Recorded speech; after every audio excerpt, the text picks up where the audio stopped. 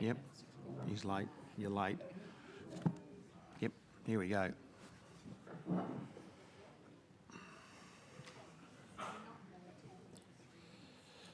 Good evening and welcome to Latrobe City Council's council meeting, which is being held at Kernot Hall tonight.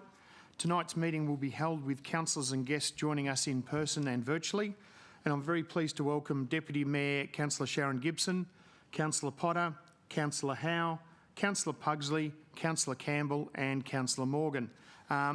We also welcome Steve Piasanti, our CEO, and our executive team.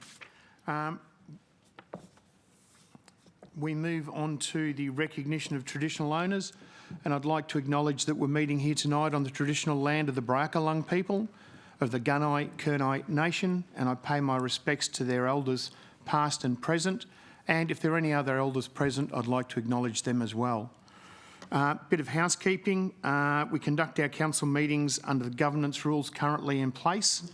For those participating in the meeting via audio-visual link, please be mindful your voice and image will be recorded and captured.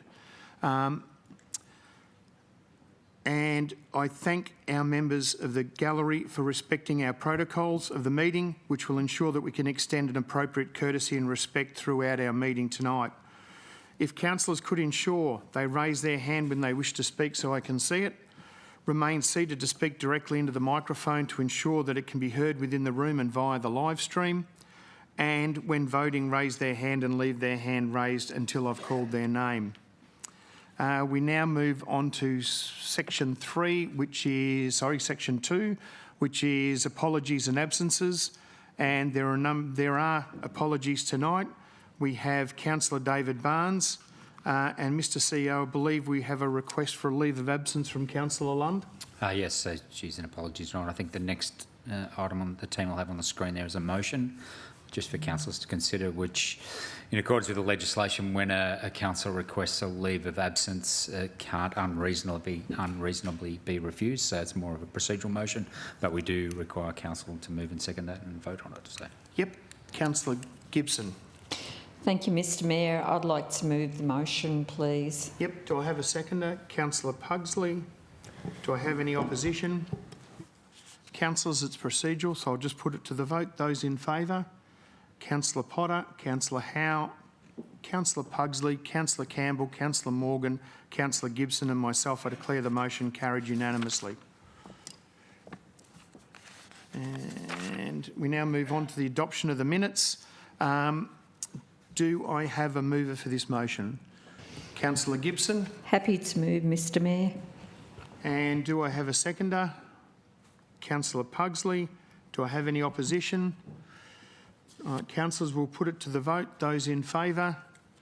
Councillor Potter, Councillor Howe, Councillor Pugsley, Councillor Campbell, Councillor Morgan, Councillor Gibson and myself. I declare that motion carried unanimously. Councillors, we now move on to item 4, declarations of interest. Do we have any councillors with a declaration of interest tonight? Nope, I'm taking that as a no, so we'll move straight on with that. Councillors, we move on to section or item 5, which is acknowledgements. I have a couple to make, and I've also got Councillor Gibson has come to me with a notice of motion, then Councillor Campbell, Councillor Pugsley, Councillor Morgan. Do I have any other councillors? Councillor Potter. I will start off, councillors. Councillors, just to inform you, unfortunately we've been informed of the passing of former City of Morwell Councillor Martin Hill. Mr Hill made a significant contribution to the community as his time as a councillor. He was instrumental in the establishment of the Morwell Centenary Rose Garden. Having visited a garden in Benalla, he returned with the idea, which then bloomed into what is undoubtedly one of the greatest assets we've got in Latrobe City, which is the Morwell Rose Garden. Mr Hill also fostered the idea of the bridge at Lake Kernot at Kernot Hall. We also have, unfortunately, 2 other passings. 2 members of the Latrobe City Sporting Hall of Fame. Fred Stanlake was inducted into the Latrobe Sporting Hall of Fame in 2008 for his contribution to badminton at an elite level. He was involved in tournaments all over the world, including refereeing at the Australian University Games, the Australian Championships and the World Masters Games. He also contributed strongly to badminton locally as the Secretary of the local association for 13 years and Secretary of the Victorian Badminton Umpires Association. The second passing from our Latrobe City Sporting Hall of Fame is Murray French, who was inducted into the Latrobe City Sporting Hall of Fame in 2014. Murray was recognised for his significant contribution to tennis. He was ranked number 5 in the world in veterans tennis 3 times. He was a torch carrier for the Sydney 2000 Olympics. He was president of the Morwell Tennis Club from 1964 to 1971 and was awarded life membership in 1994. Murray contributed strongly to the tennis locally, playing for the Yallourn and Morwell Tennis Clubs, where he won 28 singles championships. So to the families and friends of Councillor Martin Hill, Fred Stanlake and Murray French, we pass on our condolences. Councillor Gibson. Thank you, Mr Mayor. Sadly, we've lost a lady who had a great deal of enthusiasm for the Moe Newborough area in Marilyn May. Marilyn, she was a scallywag is what she was, but her heart was the community. She really, she might have stepped on people's toes, but it was all for the community. I first met her in my role as councillor back in 2008. I think it was, I could be corrected, when Make Moe Glow started, and that's when I began to have a relationship with Marilyn and her husband Simon. Sadly, she passed away last weekend, or the weekend before, sorry, and is survived by Simon, who is now in a nursing home. So it's very, very sad. She has been instrumental on a number of projects, and one she won't see the fruition of, which is the Australian Garden in the Moe Botanical Gardens, which I've been working with her and Make Moe Glow for a number of years. And it's about to begin now, so it's very, very sad that she won't see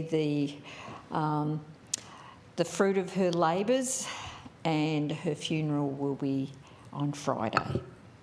Thanks. Thank you, Councillor Gibson. Councillor Campbell. I'll be short and sweet. I'd like to acknowledge Jamie Aiken and Andy Thiesling for all the work they did for the reunion for the Traralgon Football Club. We had some football greats that were from Traralgon, Bernie Quinlan, Calvin Templeton, who were both Brownlow medalists, the Cordy brothers that played for Footscray for many years, and also Tim Memory, who's currently playing for Collingwood, I think. I won't hold that against him. And lots of other footballers, past, present. It was a great weekend. They had a big turnout for such a small hall too. So, and also I'd like to acknowledge Alan and Deb Wilson for their hard work sending the Traralgon Band over to Europe. It was such a great success, and also I'm glad to hear that the mayoral chains are home safely. They are indeed. They're back in the safe. Thank you, Councillor Campbell. Councillor Pugsley. Thank you, and through you, Mr Mayor, I also would like to acknowledge the passing of Mrs Marilyn May. Marilyn certainly was a driving force in our Moe and Newborough community.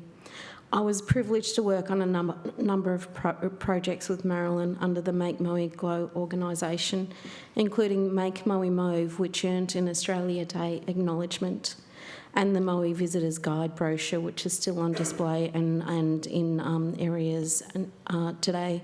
just to name a couple of projects. Most recently, as Sharon did previously say, Marilyn and Make Moe Glow have been working on an Australian garden project for our Moe Botanical Gardens, and we really look forward to those coming to completion. I think that they'll be a fitting final project for Marilyn to have done. I would like to formally pass on my condolences to her husband Simon and her family. Vale, Marilyn May. Thanks, Councillor Pugsley. Councillor Morgan. Thank you, Mr. Mayor. I have a few acknowledgements. Firstly, the Traralgon Olympians Soccer Club held their inaugural Pride Cup last weekend, and it was a phenomenal day. The soccer club put on a celebration of inclusion and pride in a soccer game. It's about creating connection and inclusion and a welcoming space for everyone to enjoy sport, and soccer's a great sport to get involved in.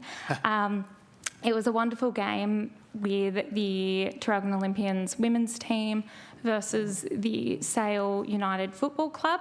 Unfortunately, Traralgon didn't come home with the cup, but it was an incredible game, very high-scoring game. If you know soccer, you'll know that's not always the case. But it was a wonderful atmosphere. It was put on in partnership with the Gippsland Pride Initiative, the Latrobe Health Assembly and Pride Cup. And it was just a really, really wonderful community day. And you could just see people who don't usually feel included and comfortable in sporting environments there, smile on their face, scarves on, ready to go. It was wonderful. I would also like to acknowledge, back to soccer, we had the sod turn for the Gippsland Sports and Entertainment Park on Friday, and it was fabulous to see community sports clubs like the Falcons, like Gippsland United, and even representatives from the Gippsland Umpires Association, all there, turning the sod, kicking off what is going to be a really wonderful project for our community. We also had Minister Harriet Shing there, alongside so many others. It was a really, really wonderful start to what is going to be a wonderful asset for Morwell and the wider Latrobe City community.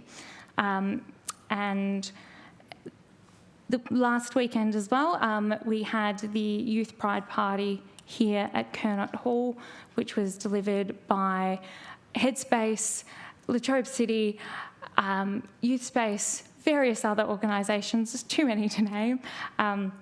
And it was a really, really wonderful, positive environment for young people who are LGBTIQA+ or allies to come together in a really safe, wonderful space to just have a good night. Councillor Potter and Councillor Lund both joined in on the festivities. There were beautiful glittery stations. I think I still have glitter in my hair from it. So it was fantastic, and it's lovely to see that in our community. Thank you. Thanks, Councillor Morgan. Councillor Potter. Thank you, Mr. Mayor. Unfortunately, mine is also a condolence for the passing of Jeff Owen. So Jeff was a really prominent local from Budgeree and Ballara. He went to school at Budgeree at the same time I did, without telling you how old we are. And he'll be fondly remembered for his generosity and his contribution to the community. He was always out and about, cleaning up, moving things, just making sure everything was spick and span and the grass was always cut. And, he'll be very, very fondly remembered.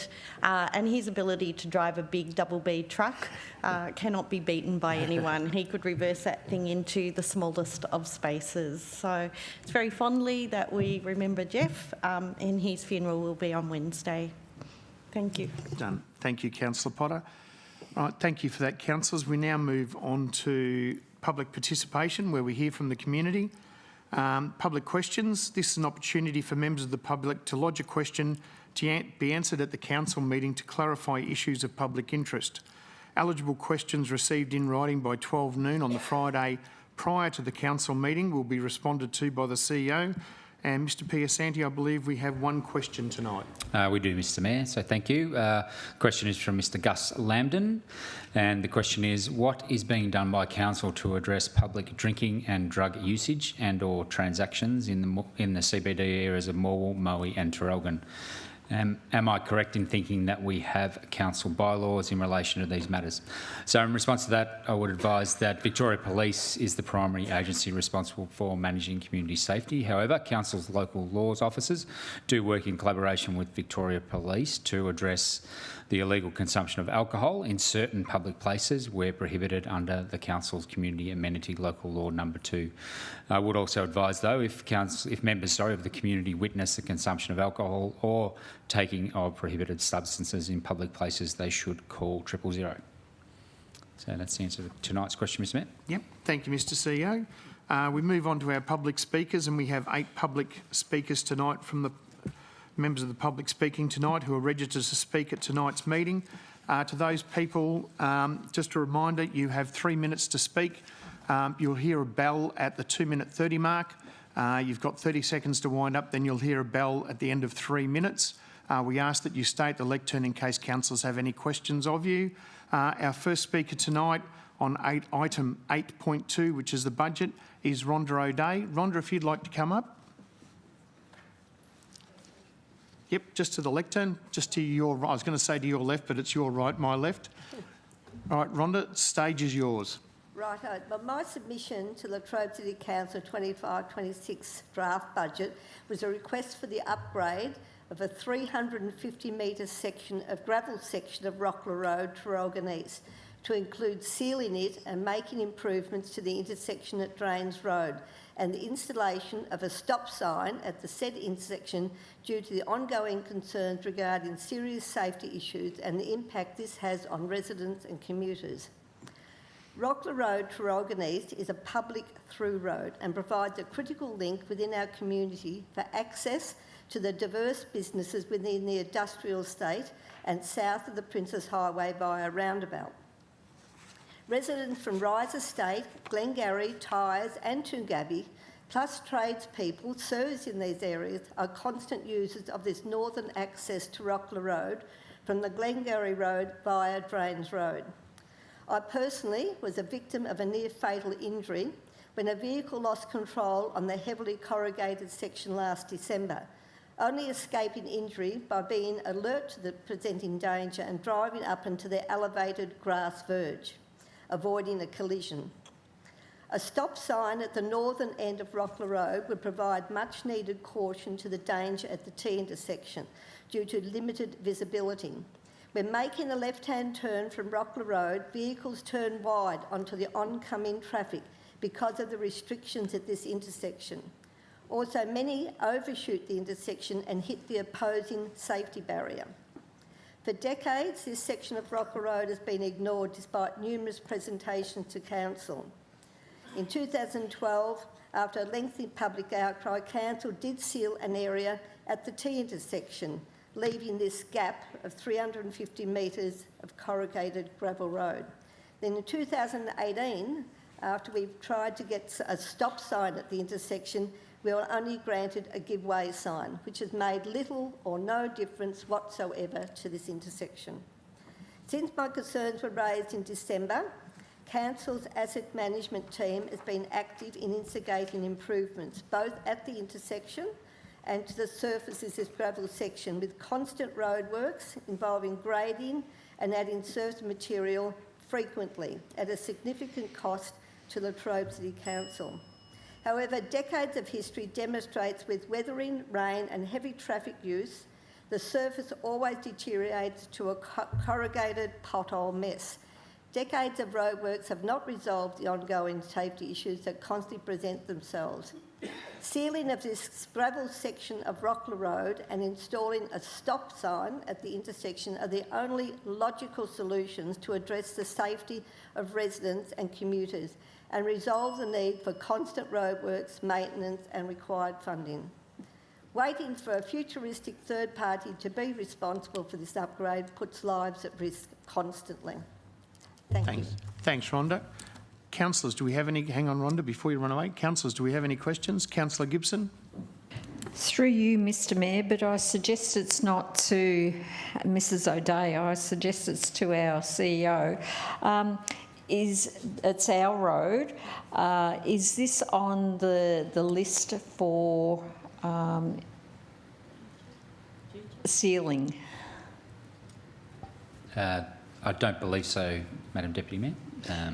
In terms of the current program for sealing relates particularly to special charge schemes where owners would contribute to them, so I don't know that it sits on that list. In terms of other roads that we are focused on primarily relate to rehabilitation of existing roads rather than sealing of gravel roads, but I think it was sort of touched on in the question, or sorry, the commentary made earlier, there may be the opportunity as further development happens into the future in terms of that road being upgraded as part of future work. So it is still able to be considered in the future, but not currently funded. No worries. Thank you. Yep. Councillors, any other questions for Mrs O'Dea? Thanks, Rhonda. Appreciate you turning up. Thank you. Councillors, our next speaker is also on item 8.2 and 8.3, which is the revenue rating plan and the budget, and that's Mr Ben Gazardi on behalf of Dalkeith Heights. Ben, if you'd like to take the stand. The floor is yours. Thank you. Mr Chair, councillors, CEO and executive team, thank you for the opportunity. Tonight I'm representing the Dalkeith Village Residents Committee with presenting concerns that they have in respect to the differential rating and the method that's used to by valuers to establish the value of property which generates the rates. I would like councillors to please note that the capital improved value formula, the CIV, used by valuers for calculating municipal rates for Dalkeith residents, has raised long-standing equity concerns. At a recent meeting of valuers, the Valuer General meeting criticised the CIV formula for valuing village leasehold units versus freehold titled residential properties. There's a big difference. And as an example, if a valuer goes into the village today with beautiful roads, all the infrastructure done, they look at it and they value it on that basis. If you picked up the village unit and put it in a greenfield site somewhere, it'd be a totally different valuation which would generate a far different rate level. The village residents pay for all the internal infrastructure, and the formula that's used is considered to be unfair and inequitable. To resolve the inequality that exists, we urge councillors and Latrobe City staff to encourage state government to adopt a broader policy decision and implement a village differential rate for the 79 Victorian municipalities, similar and identical or similar to the 25% farm differential rate that Latrobe City already allow rural properties. In the meantime, we ask councillors to reconsider their voting intentions and create a 25% differential rate to be applicable in this 25-26 Latrobe City budget. A positive vote tonight will assist numerous Dalkeith residents who are experiencing financial difficulties. I urge councillors and Latrobe staff to be progressive and emulate Frankston, Knox, Maroondah, Kingston and Maroola by voting yes and introduce a 25% differential rate. Thank you. Thank you, Mr Gazardi. Councillors, have we got any questions? Councillor Gibson. Thank you, Mr Mayor, and thank you, Mr Gazardi. Actually, it's another question to our CEO. Can we have different formulas at the President's CIV? Can you have more than that? Capital improved value is what we do, apart from the farming rates. Are you able to have more than that, or no, it's capital improved or not? So in terms of the use of capital improved value for rating purposes, yeah, that's the method that's been applied. There used to be some other mechanisms that could be applied, but that's the one that's been utilised across the state effectively in terms of calculating rates based on the capital improved value of all properties. Council, though, has the discretion to apply differential rates and has to consider, as we have, the classes of farming and also retirement villages. So that has to be considered, but Council at this stage only has the farm differential. No worries. I do know the speakers are getting off light with their questions, but Thank you. You're not. no. Councillors, any other questions for Mr Gazardi? Nope. Thank you very much for that, Ben. Okay. Councillors, our next speaker is Mr Alan Burton on behalf of Dalkeith Heights, speaking on item 8.2, the budget, and item 8.3, revenue and rating plan. Alan, 3 minutes. You'll hear a buzzer at 2 minutes 30. And then another final buzzer at 3 minutes. No worries. Floor is yours. Thank you very much. Good evening. I would like councillors tonight to realise that they have made the wrong decision in rejecting Retirement Village's application for a differential rate due to Latrobe executive influences regarding budget finances. I would hope that you have all made yourselves familiar with the ministerial guidelines for differential rating of April 2013. Those guidelines were put in place to help councils achieve the objective of ensuring the equitable imposition of rates and charges. The guidelines state differential rates are a useful tool to address equity issues that may arise from the setting of council rates derived from property valuations, which is what Ben just spoke about, and that farm and retirement village land are two of the most common types and classes of land use that consistently demonstrate significant rate disparities. I should not need to tell you that the capital improved value being applied equally to all residential dwellings, that is the cause of the inequity the retirement village residents face with their rates. Council's own draft revenue and rating plan stated that they were aware that they needed to determine whether a differential rate should apply for retirement villages to ensure a reasonable CIV rate is relative between retirement village and other classes of properties. Although this is clearly stated by the council, it would seem that this has been overlooked when making the final decision on differential rates for retirement villages. Obviously, valuers will be increasing the value of units in retirement villages compared to equivalent units outside villages due to the number of facilities available to residents on site in their own village. This increase to the CIV causes the inequity. The application of full rates to retirement village residents is far from equitable. Council states that residents of retirement villages continue to have the choice and ability to use facilities, assets and open spaces provided and maintained by council. Council also state that retirement villages remain largely reliant on Latrobe City for provision of services and that village residents are not contributing a disproportionate amount of rate revenue. Even though available, village residents do not use Latrobe City facilities, assets and open spaces to the levels that councils seem to have identified. We are definitely not reliant on council for services. We don't get any. And my example earlier, re the inequity caused by the CIV rating, highlights that village residents are contributing a disproportionate amount. Retirement villages supply and maintain their own facilities, assets and open spaces. As I mentioned earlier, there is no doubt when valuers see the facilities available to residents in their own village, they rate those units at a higher level than comparable units outside of retirement villages, which creates the inequity that we are asking to be corrected by the approval of a differential rate.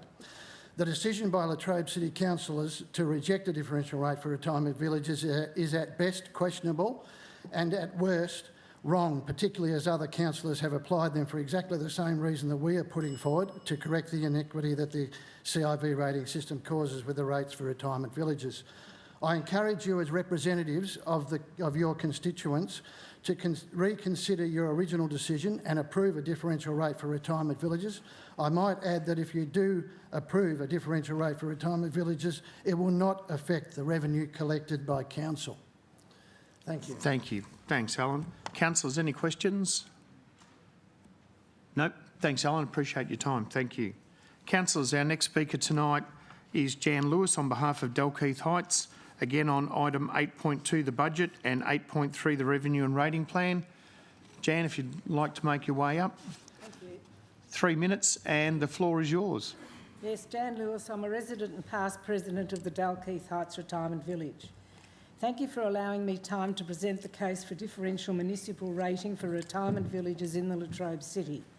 Ben and Alan have presented you with their concerns regarding the calculations for the capital improved value of the villages, the minimal use of Latrobe City facilities, the calculation of rates applied to retirement villages, and most importantly, have directed you to the ministerial guidelines for differential rating of April 2013. I too am hopeful that all council members have read and understood these guidelines, thereby ensuring the equitable imposition of rates and charges. These guidelines were put in place to help councils achieve this. It's important to note that retirement villages manage many services and infrastructure internally. This can include the maintenance of roads, lighting, paths, nature strips, as well as water and power infrastructure. In addition to this, the residents pay the council rates in full. The council does not contribute in any way to these internal services, with the exception of garbage collection, which is included in the rates anyway. I currently pay Benetas $5,500 annually and rates of $1,800 annually. I'm wondering where the equity is in this. As you are aware, the cost of living has gone up for everybody. This increase is concerning for many residents in our villages. They're on fixed incomes or on government pensions. This financial hardship particularly applies to the single, elderly and female residents who make up a considerable proportion of the residents in the villages. Consideration of a differential municipal rate for the residents would help alleviate this stress, as it is becoming a critical issue. My understanding is that the Latrobe City's vision is one of promoting an age-friendly community. This is very important as the aged population is increasing and the demand for independent living is also on the rise.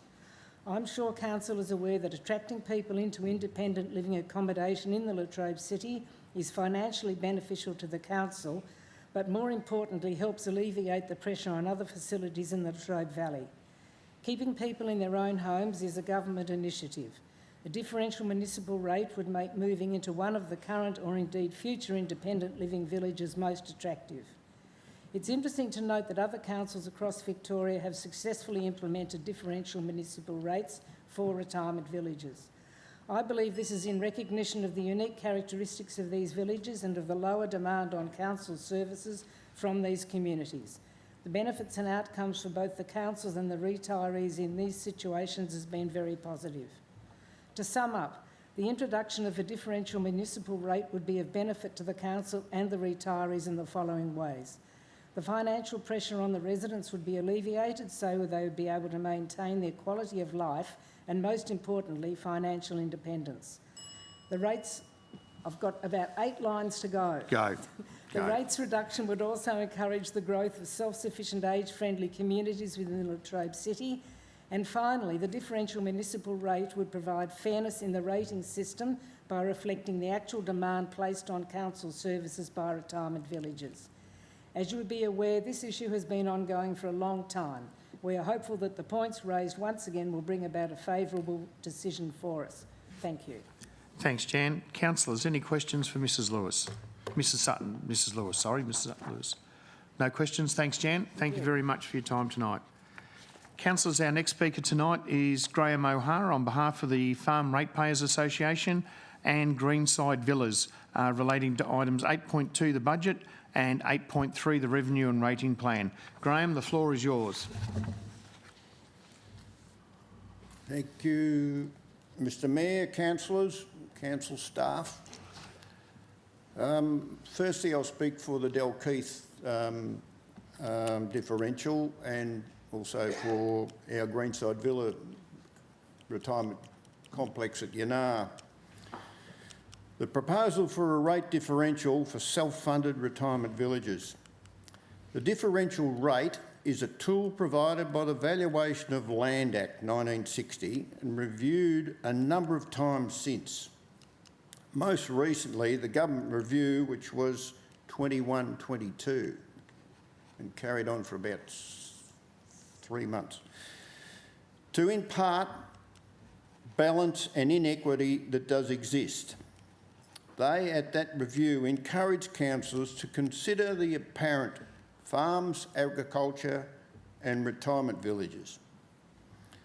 For retirement villages, the outstanding inequity is the extra concentration of rateable assets per hectare, per area, in the range of 25 to 30%. The rate revenue being calculated under the same formula as the residential zone. For example, a residence on, say, a 600 square metre parcel of land block. My recommendation to the councillors and the rate department is to consider a budget to offset this inequity by the introduction of a 15% differential rate. Thank you for the opportunity to present this comment. Thank you, Graeme. And did you want to speak on behalf of the... Well, we'll need another 3 minute... we can organise that. Thank you, Mr Mayor.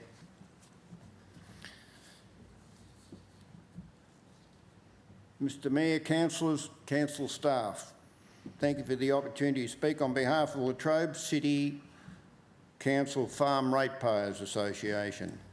We acknowledge and commend the council for their ongoing support in the past. This year in March, we lodged our annual submission to council for the retention of our farm rate differential. The invitation to present to council remains outstanding.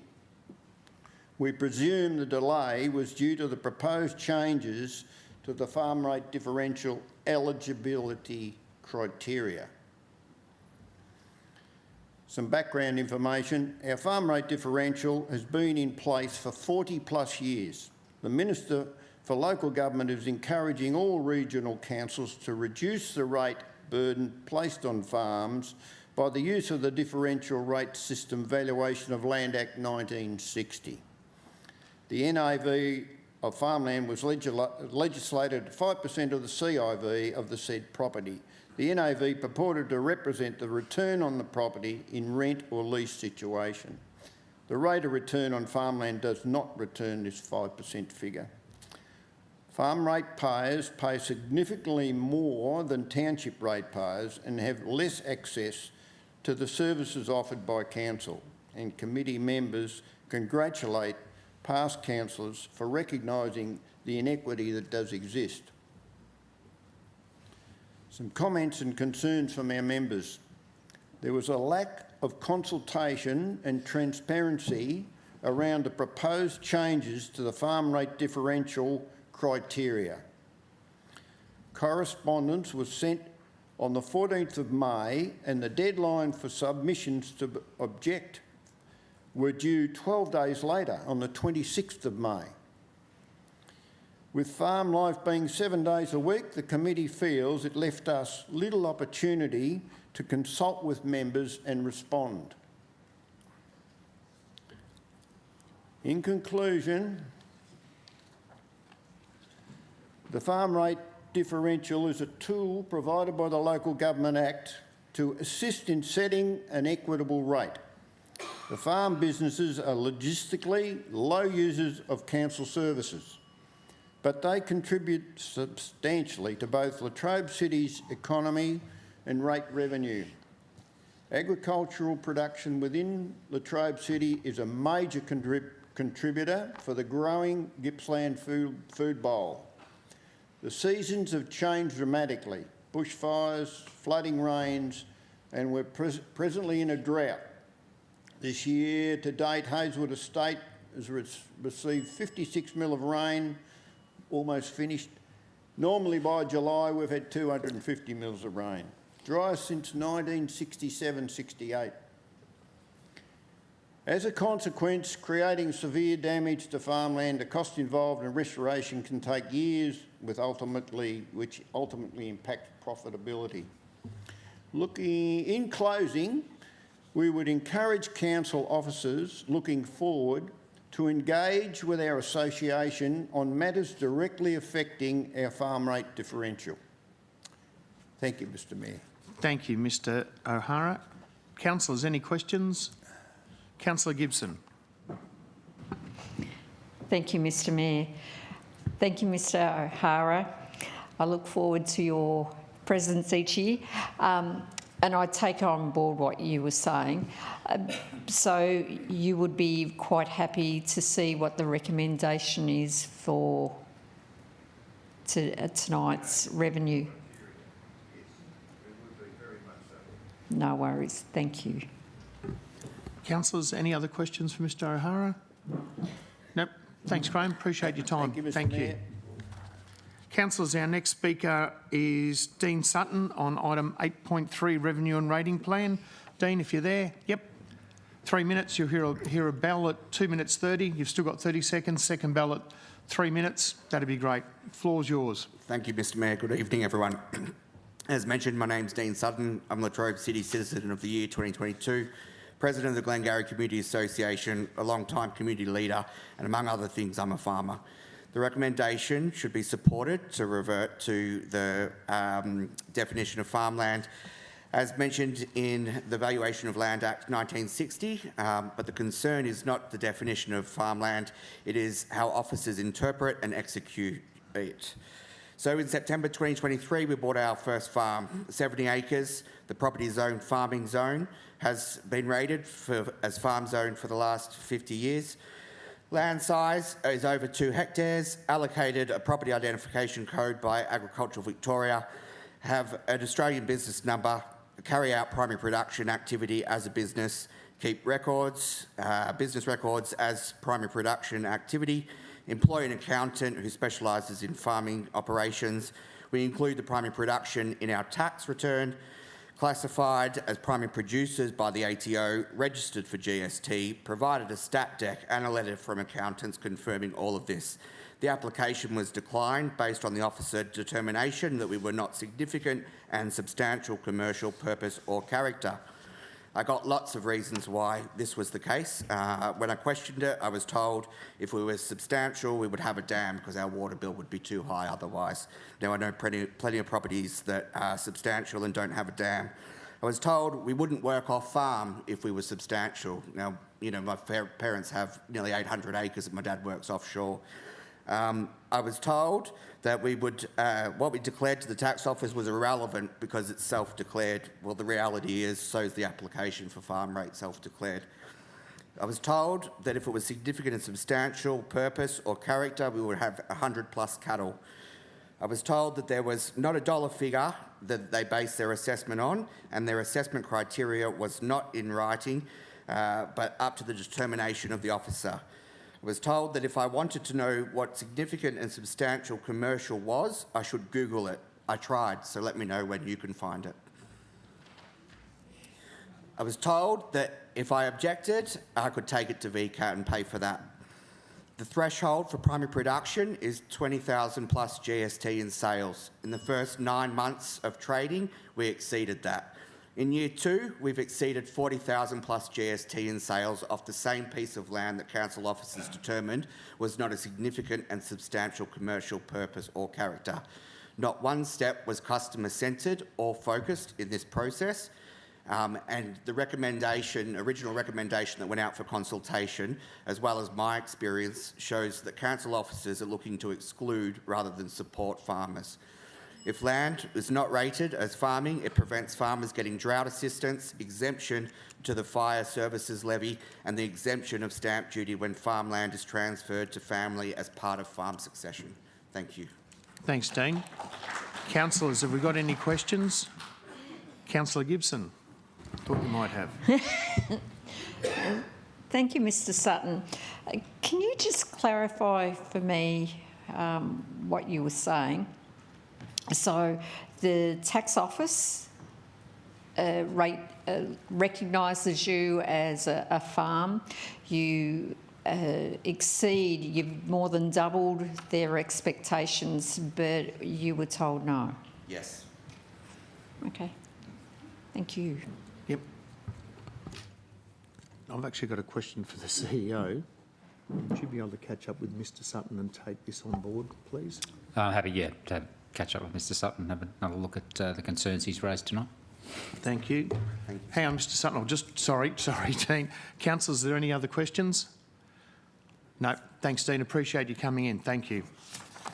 Councillors, we move on to our next speaker tonight, which is on item 8.3, Revenue and Rating Plan, and it's Leanne Duncan. Is Leanne here? Yep. Thanks, Leanne. 3 minutes. You'll hear a ding at 2 minutes 30 and then one at 3 minutes. Floor is yours. Thank you for allowing me to speak. For the record, I currently serve as Secretary of the Latrobe City Council Farm Ratepayers Association and have lived in the farming zone for the past 25 years. During this time, I've been actively involved in a farming business. I wish to relate to the following concerns as highlighted in my formal submission to Council in relation to the rates and revenue draft budget proposed changes to the rate differential criteria. Commercial viability is established by the ATO. Small-scale farming is not the same as a hobby farm and is recognised as a legitimate form of agriculture, encompassing niche and boutique operations. These diverse practices should not only be acknowledged, but actively encouraged as a part of a shift towards more alternative and adaptable farming models. In the current economic climate, farmers must remain flexible and adaptable, agile, and respond quickly to weather, global events, and rising costs, all factors that are entirely beyond their control. Unlike other industries, farmers are dictated to by the market and have no power to set the prices they receive for their produce or their labour.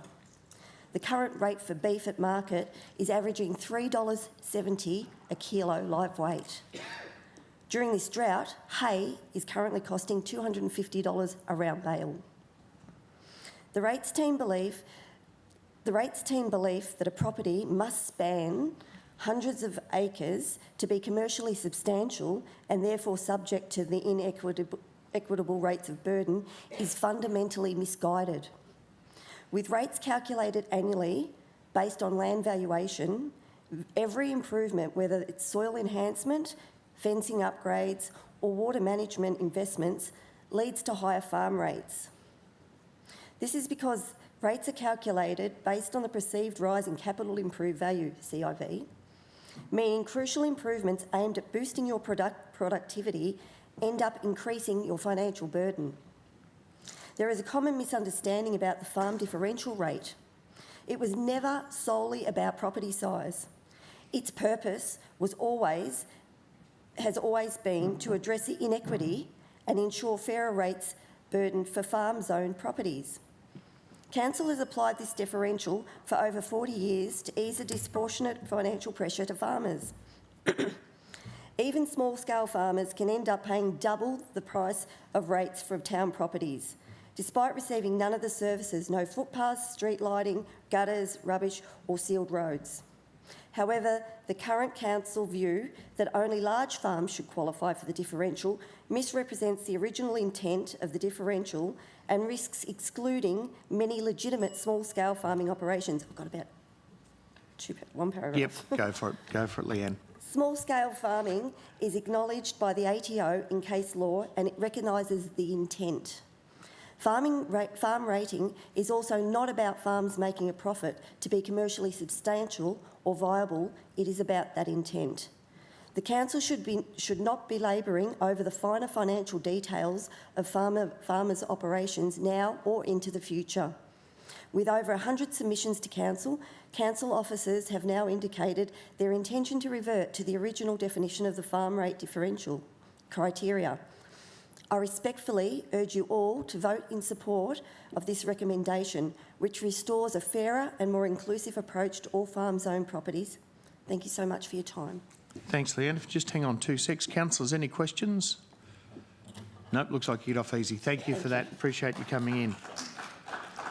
And councillors, our last speaker tonight is Peter Duncan on behalf of the Latrobe City Ratepayers Association on item 8.3, the Revenue and Rating Plan. Peter, the floor is yours. Thank you, Mr Mayor. As a committee member of the Latrobe City Farm Ratepayers Association, I'd like to speak about the proposed farm rate differential criteria and also what's defined as a farm. I noted in the recently proposed farm differential criteria, what is seen as a farm is out of touch with what the modern farm is. Additionally, the views of how they are managed or run as a business is out of touch with what happens today. The Valuation of Land Act of 1960 states a farm is defined as any property over 2 hectares and that is used for primary production. It is disappointing the council was proposing to only apply the farm differential rate to farms greater than 40 hectares or 100 acres, cutting a lot of legitimate farmers from the farm rate differential. Small farms are more common now, especially with the lack of availability of large acreage. Small acreage is one of the reasons the farms require off-farm income support, family support, or using modern methods for intensive farming to be sustainable and viable. They remain a significant contributor to the agricultural economy of Latrobe City, well worth over $80 million. Farms under 100 acres still pay disproportionate rates compared to city ratepayers and do not get access to all the same services. The business viability is surely up to the farm owner, how they structure their businesses and how it performs. If it meets criteria for the ATO to be seen as a legitimate business, why does the council feel they have to make judgment above and beyond the ATO?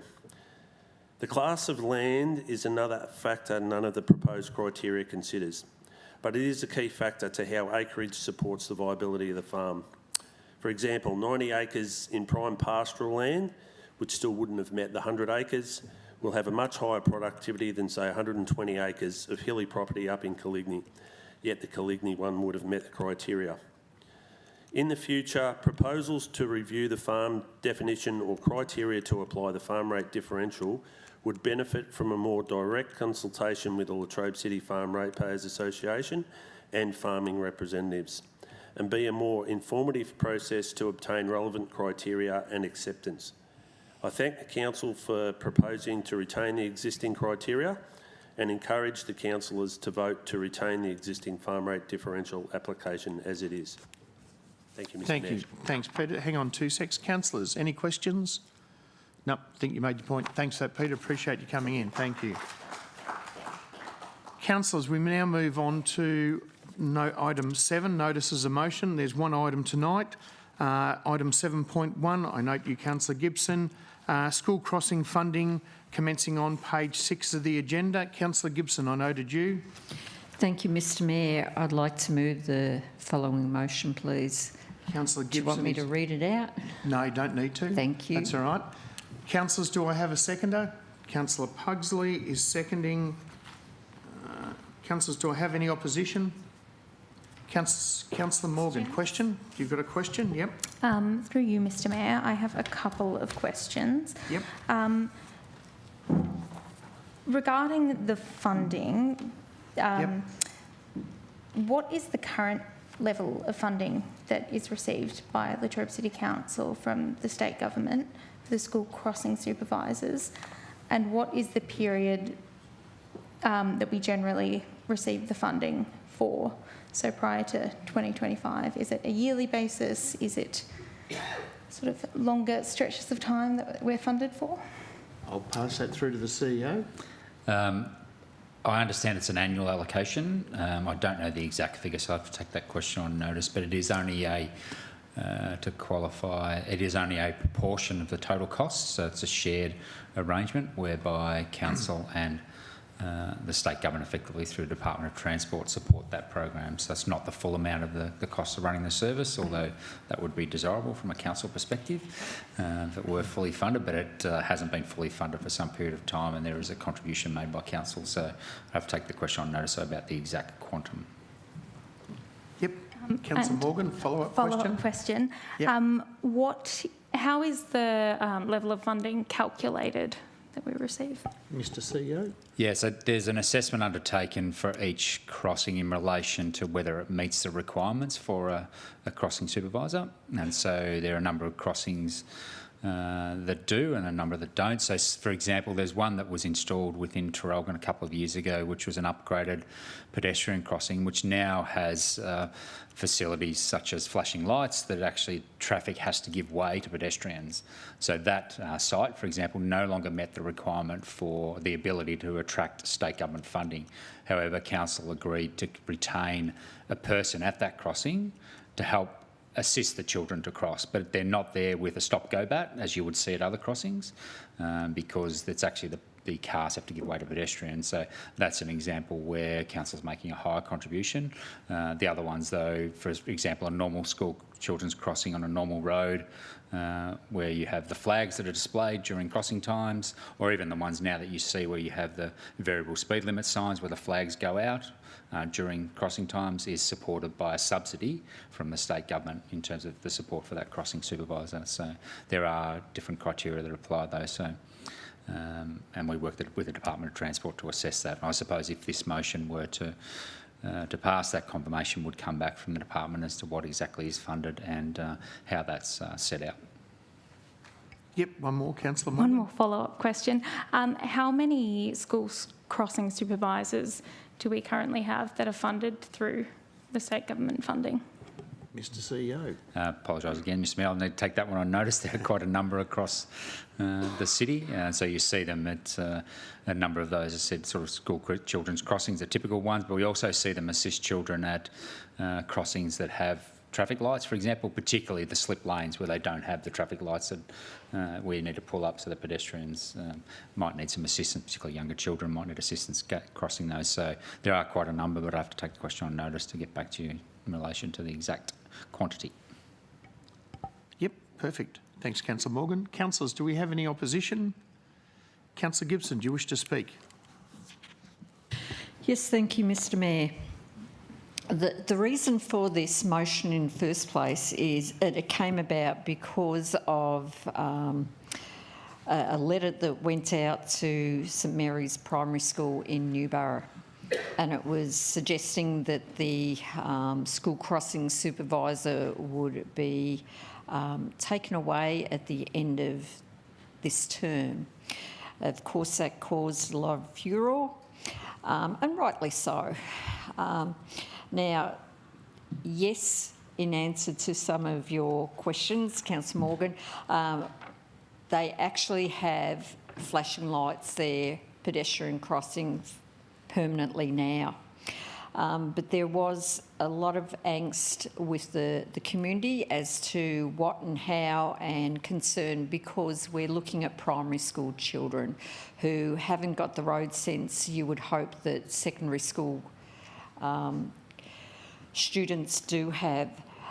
But that opened a Pandora's box because it was suggested that the state government was going to stop funding. So rather than run with any innuendos or rumours or anything else, that's what this is about. This is about finding out what exactly is the state government going to do with the funding for school crossings, because it has and does create a lot of angst within the community, with the parents and the schools. So it's just confirmation, okay, exactly what is going to be funded and to what extent.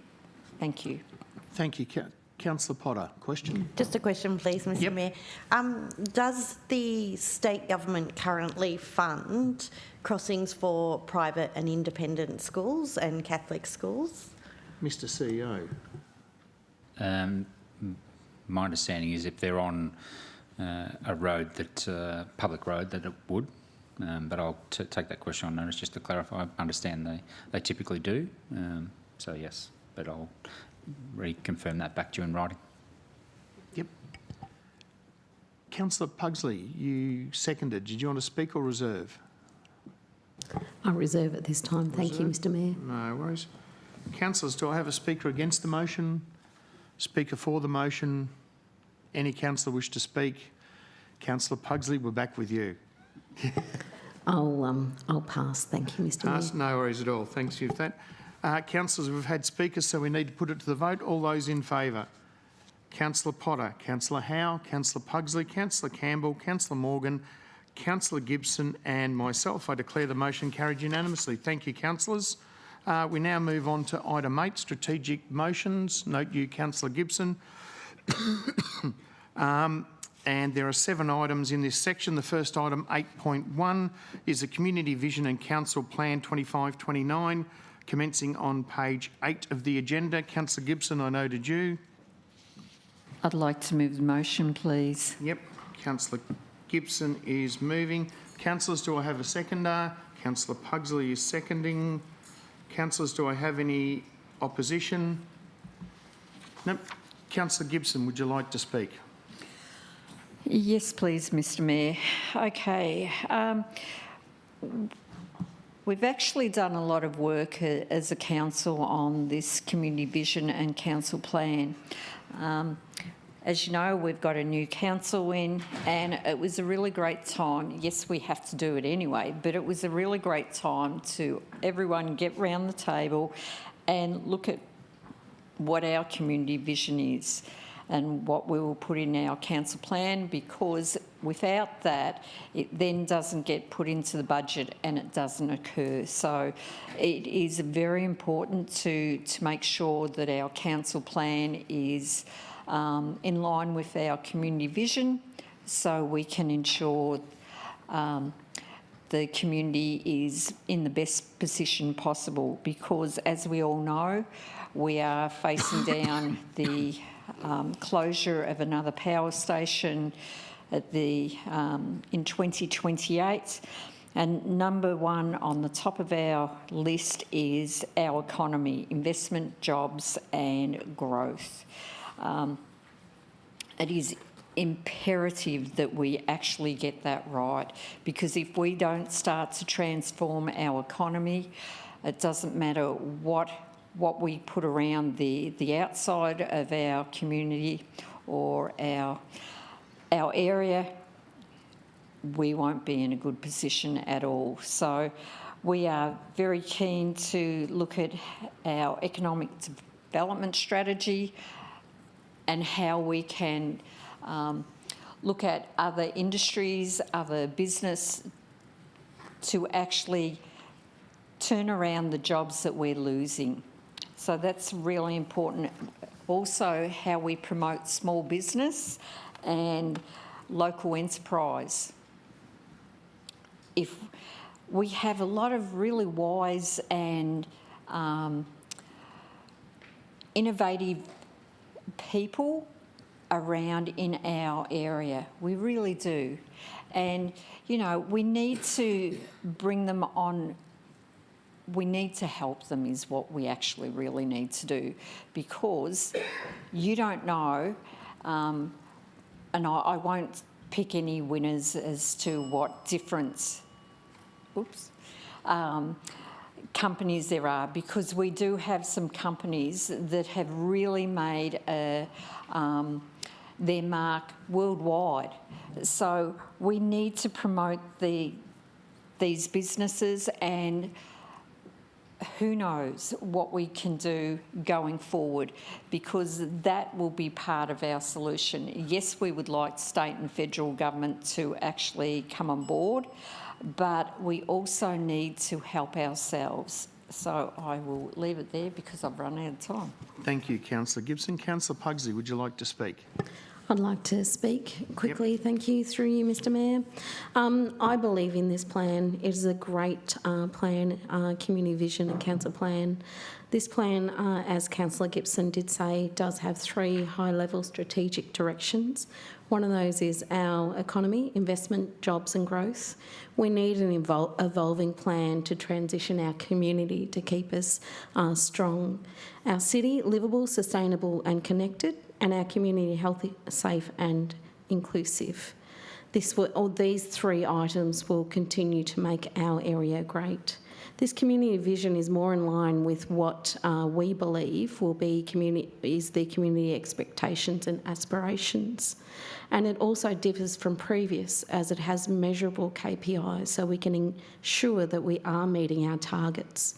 I very much look forward to tracking the progress on this vision. Thank you. Thanks, Councillor Pugsley. Councillors, do I have a speaker? Councillor Howe, for the motion or against? I was going to speak for it. For it, perfect. Okay. Thank you. Thank you, Mr Mayor. Yeah, very important plan, because this will guide our decision making over this term, over the next 4 years. So it is absolutely essential that it reflects the values, the priorities and the aspirations of our community. To get to this point, we've undertaken a comprehensive community engagement process, which included surveys, pop-up sessions and a community panel. In addition, as a council group, we have run various in-house sessions as well. The draft policy was on public exhibition for 4 weeks to encourage the community feedback. Received 88 community submissions on this, and I thank everyone who took the time, not just in the 4 weeks, but in the whole process. Thank all the community that took the time to share their views. And also, for the first time, our municipal public health and wellbeing plan has been integrated into the council plan. So rather than presented as a separate document, it's going to be all included in one. So this also strengthens our alignment and clarity moving forward. Thank you, Mr Mayor. Thanks, Councillor Howe. Councillors, do I have a speaker against the motion? For the motion, Councillor Morgan. Thank you, Mr Mayor. I would like to support this motion. We've received an incredible amount of engagement and feedback from the community throughout the process of crafting our community vision and council plan. The feedback from the community has been invaluable as we shape this document that will inform our future as a council, as a region, as a community over the next 10 years. As my colleague just mentioned, for the first time we've combined the council plan with the municipal health and wellbeing plan. I think that's so incredibly important as it puts the health and wellbeing of our community at the forefront of every decision we make. And that's so incredibly important as currently we are above sort of Australian and state averages in terms of poor health outcomes. And I think this is just a small way that we are putting it as a focus as our council to address that and create the vibrant, thriving, well, healthy community that we deserve to have. So thank you. Thanks, Councillor Morgan. Councillors, do I have a speaker against the motion? Speaker for the motion, Councillor Potter. I think it's already been said, but I'll add in. You know, we all know how much work went into this, and we've had a lot of workshops to put it together. We've done a lot of listening. We've done a lot of learning along the way. But I also want to thank the council officers for all the work that they've actually put into this plan as well. We gave them some fairly varied things that we wanted included, and they were always able to come back with it in a really responsive way. So this plan is not the finish line. This is actually the beginning of a new chapter. So it is actually quite exciting. Thank you, Mr Mayor. Thanks, Councillor Potter. Councillor Campbell, this is for you. Do I have a speaker against the motion or a speaker for the motion? Yep, thanks, Councillor Campbell. I'll speak for it. Look, I agree with what everyone said, but I was quite inspired when I went up to Canberra and I spoke to the officers. They should be proud of themselves and the whole community. Traralgon came second, Traralgon and Morwell came second in growth in housing for regional Australia. So we should be proud of that. And we've got these other industries closing, but we've still got people that want to come here to live. So moving for the next 4 years, with that in mind, that's such a positive thing. Unfortunately, Warragul and Druin were ahead of us by 3%. So I just feel we have got the right tradies, we've got the right people here to have growth and entrepreneurial, all types of people. So I'm just proud to live here, and I am living here. Yeah, thanks, Councillor Campbell. Councillors, we've had speakers. I won't add to the thing. I think everything's been covered. So I'll put the motion to the vote. All those in favour? Councillor Potter, Councillor Howe, Councillor Pugsley, Councillor Campbell, Councillor Morgan, Councillor Gibson and myself. I declare the motion carried unanimously. Thank you, councillors. Councillor Morgan. Can I ask for a short adjournment? You can. Councillors, it is now 7:09. If we return at 7:20, we'll see you back here in 10 minutes. Thanks, councillors. And to the gallery, grab a cup of tea or coffee and we'll see you back in 10 minutes. Thanks.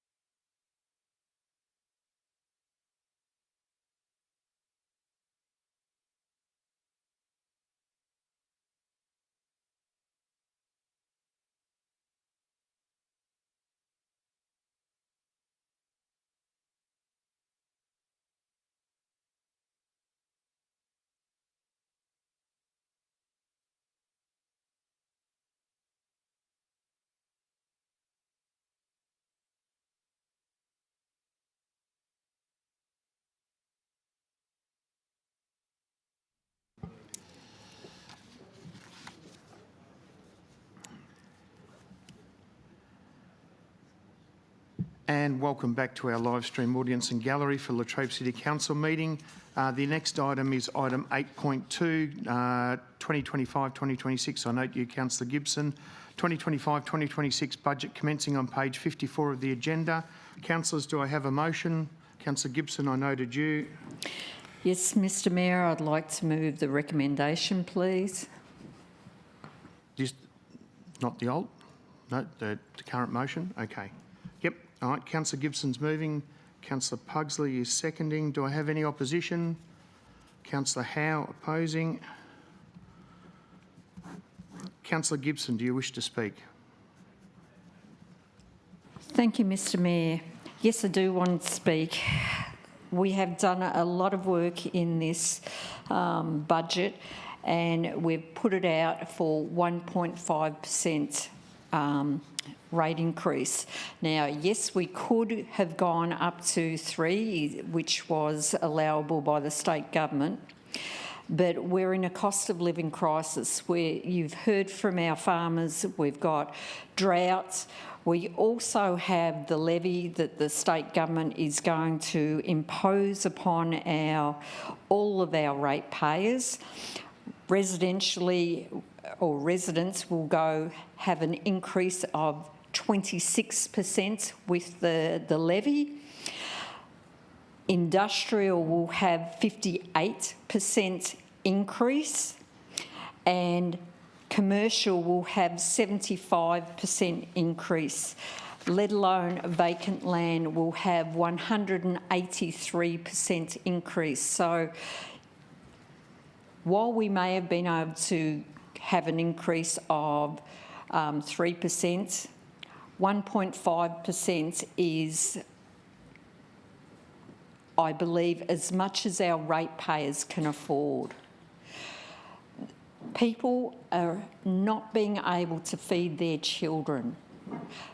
Kids are going to school hungry. They're relying on food bank. Food banks they get their allocation of food and it's gone within hours, some of the places. Now, that allocation is supposed to last for a period of time, some of the places up to 2 weeks. That is showing you how dire our community is feeling the pinch with our cost of living crisis. We're in winter, so you're going to have higher electricity or power, whether it be gas or electricity, you're going to have higher bills for that. People cannot afford more than 1.5%. We all have to cut our budget. We all have to cut the cloth according to our means, and we cannot do a higher percent increase on the budget. People are in dire need, and we need to show that we are leaders for our community, we are with our community, and understand that we all have to work together in this cost of living crisis. Thank you. Thank you, Councillor Gibson. Councillor Pugsley, you seconded. Did you wish to speak or reserve? I wish to reserve at this time. Thank you, Mr Mayor. No worries. Councillor Howe, you opposed. Did you wish to speak? Yes, thank you, Mr Mayor, through you. But before I do that, I would like to foreshadow a motion in the case that this the motion we're debating at the moment does not pass. It's the alternate motion that I circulated to councillors late last week. The crux of it is I'm asking for the full 3% that's allowable to be passed on through increased rates. So I'll start speaking now. I wish to express my serious concern that not passing on the full 3% rate increase will have significant financial ramifications, not just for this council, but for future councils as well. For the 25-26 financial year alone, we'll be foregoing $1.1 million in revenue. Over the next 10 years, this shortfall will compound to $11.9 million. So 10 years, we're going to lose nearly $12 million in revenue.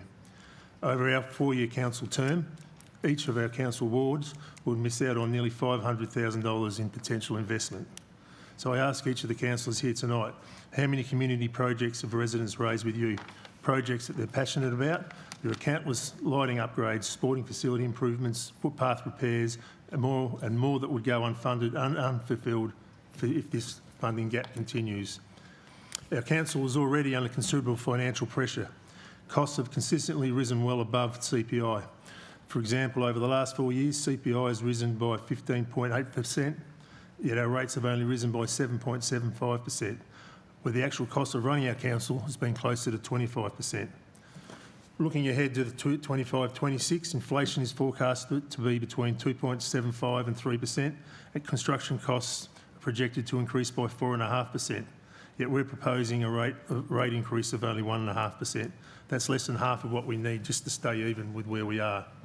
The difference between the 1.5% and the full 3% equates to just $23.70 for the average ratepayer.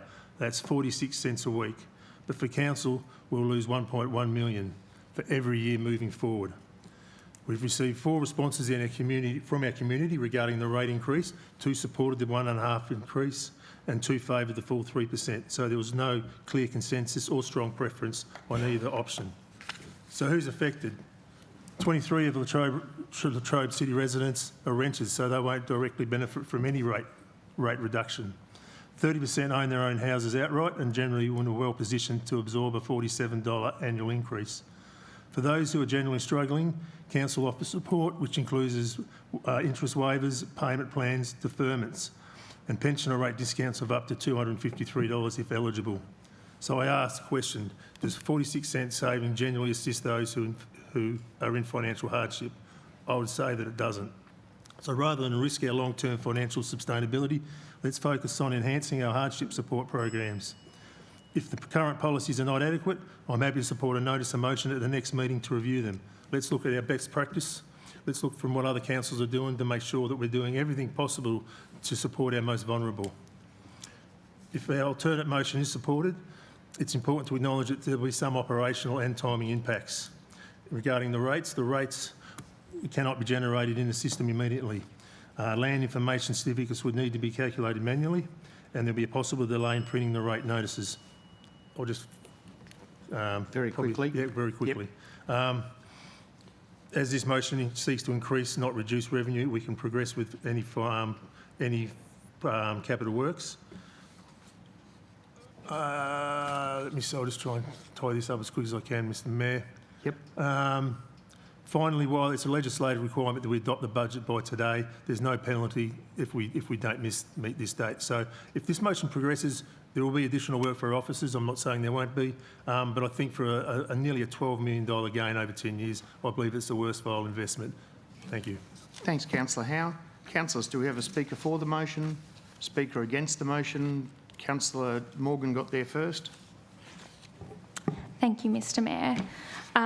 While I understand my fellow councillors' concerns with cost of living pressures, I mirror what the previous speaker has said, that the amount saved by an average ratepayer with a 1.5% increase to rates as opposed to a 3% is essentially $24 per annum, so 46 cents per week.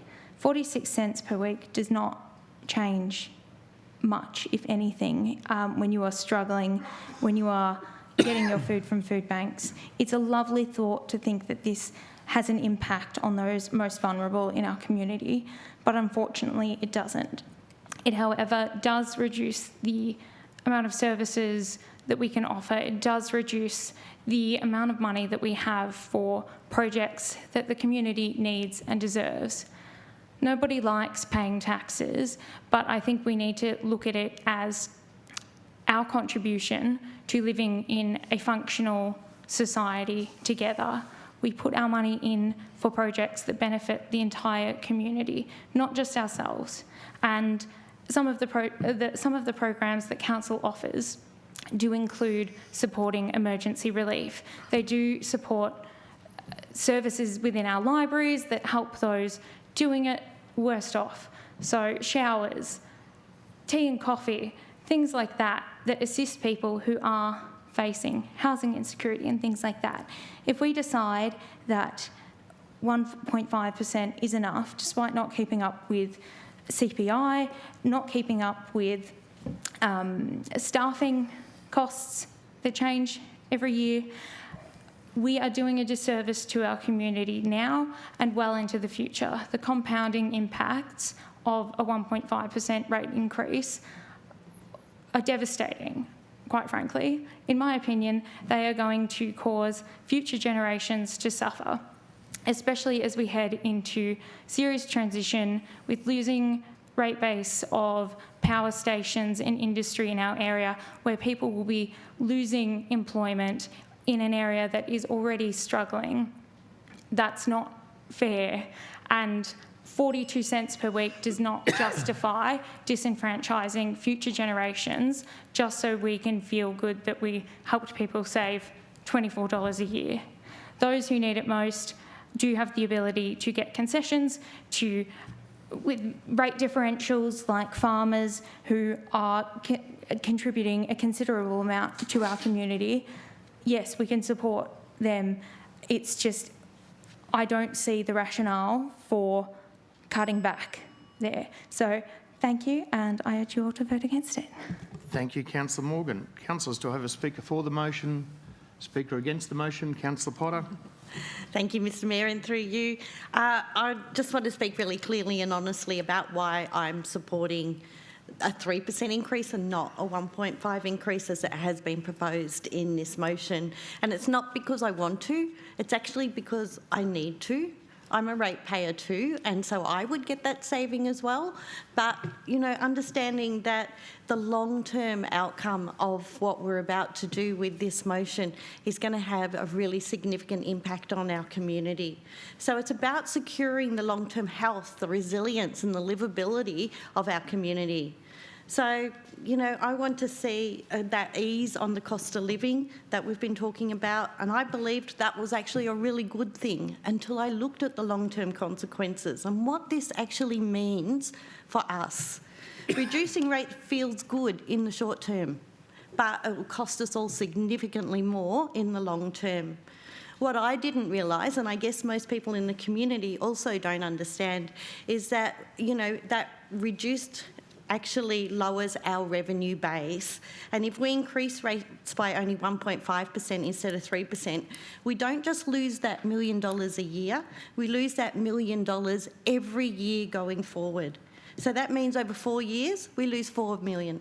And over 10 years, that gap actually grows to over $11 million taken out of our revenue. And that $11 million less is less to spend on infrastructure, on roads, on footpaths, on playgrounds, on libraries, on community events, and on the services that our residents actually rely on every day. And once that money's gone, we can't get it back. The state government cap is calculated off the base that we set now. Although we grumble when we receive our rates notices, we must remember that it's not just another bill. This is actually an investment in our community. They directly fund those services and the infrastructure that keeps our towns connected, our streets safe, and our economy growing. So setting the rates at the maximum allowable rather than the 1.5%, that $24 over a whole year, that's 4 cups of coffee. So we're asking our ratepayers to forgo 4 cups of coffee over the next year.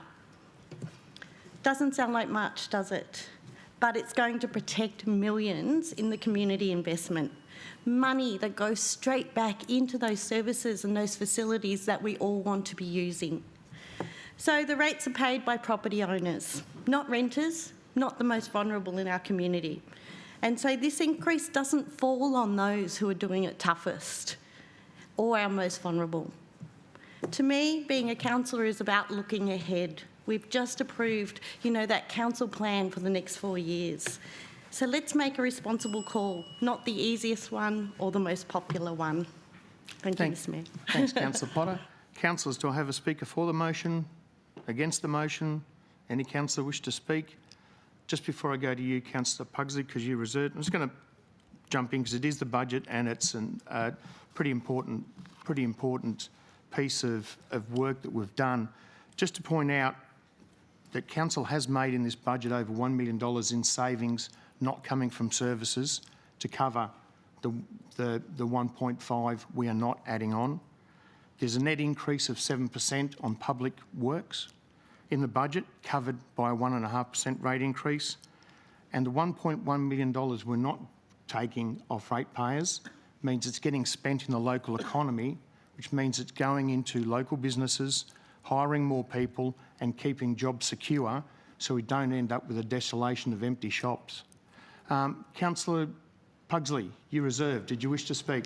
Yes. Thank you, and through you, Mr Mayor. I believe in this budget. I thought that we had come to a good understanding and that we had come up with a good plan that, with a strong emphasis on medium to long-term financial sustainability.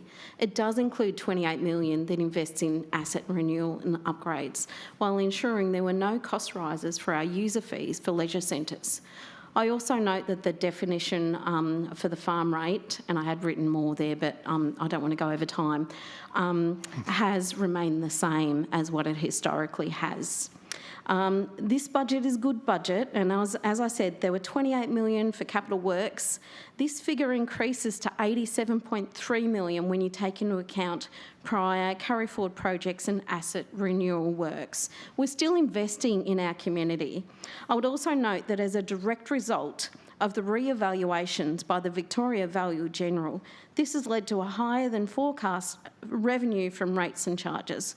With a minor adjustment due to CPI figures used in our original costings, we are still $476,000 better off than what we originally forecast. Just because we can take 3%, it doesn't mean that we should. And I would also make an additional point how my colleagues have said it's only 4 cups of coffee. Well, some of our residents would love just 1 cup of coffee. They're already making, and I have said this argument before, they're already making the choice of whether they can have heating on or not. And my other colleagues did say that that renters will not benefit from this rate reduction. I assure you they will, because landlords in a lot of cases don't have any other choice but to actually carry it forward onto rents. So everybody will be paying for this, whether they own a property or not. It will end up in their rental price. And my final point is there is no point having a beautiful sports field if you can't afford the petrol to take your child to their sporting game. Thank you. Thanks, Councillor Pugsley. Councillor Gibson, we've had opposition. Did you wish to close? Yes, please, Mr Mayor. Okay, it's spoken about that it's going to hurt us for 10 years. Well, you've just heard from our Mayor, most of that is already covered. And then you've heard again over there that the rest of it basically is we've already saved. So the argument that it's going to cost $1.5 million has just been debunked. Now, I do remember being in the chamber when there was a 0% interest rate for our council for the budget, and it was doom and gloom for the next 10 years. Well, I haven't seen the doom and gloom, have I? Now, it's talking about it's only $24. Well, I'm sorry, there are people here now who are going into the library and other venues of ours to stay warm. They're also going into our library to actually utilise our free tea and coffee because they cannot afford to buy themselves coffee. There's also issues with our families not being able to have their kids in different sport because they cannot afford it. Yes, it's $24, but you tell a person who is struggling to that extent an extra $24.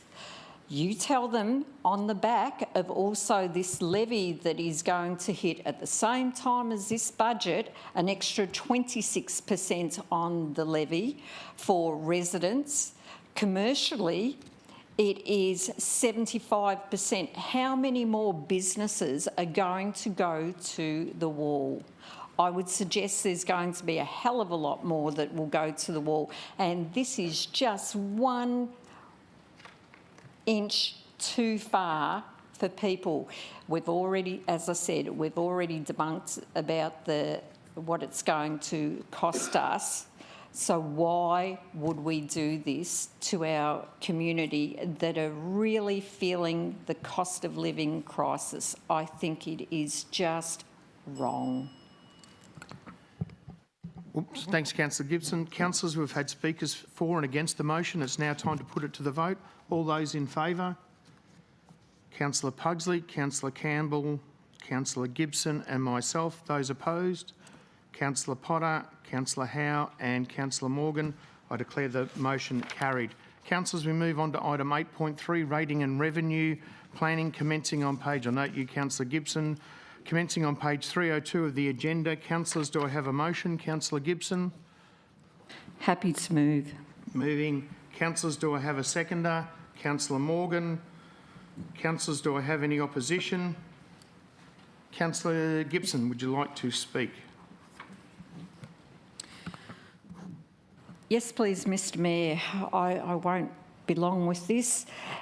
Suffice to say, we got it wrong. We listened with what we put out, and overwhelmingly we heard your message. We got it wrong.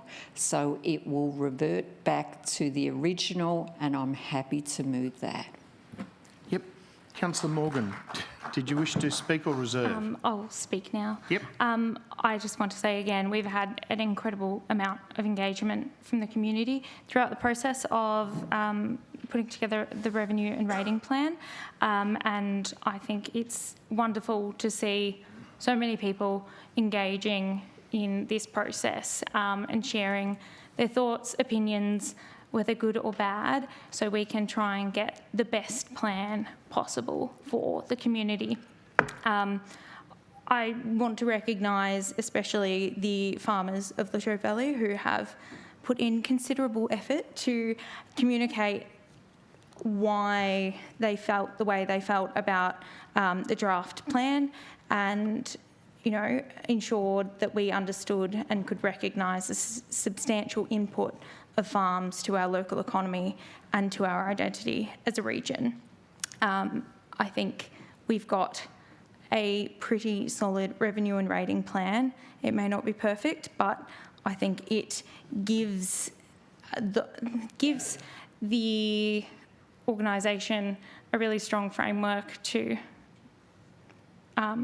deliver for our community and to take on the funding that we need to deliver as a council. So thank you to all of those who had input, and thank you to the council officers who put so much work into this as well to create a structured plan that is going to deliver for our community. So thank you. Thank you, Councillor Morgan. Councillors, we have a speaker against the motion, speaker for the motion. Councillor Potter. Thank you, Mr Mayor. And before I start, I just want to address that some people may be wondering about. I live on a farm and I receive the differential farming rate, which could be perceived that I would have a conflict of interest talking and staying in the room while this is debated. I took that seriously, and I got some advice from both the Mayor and the CEO, who said under Section 129 of the Local Government Act that I do not have a conflict of interest in this matter.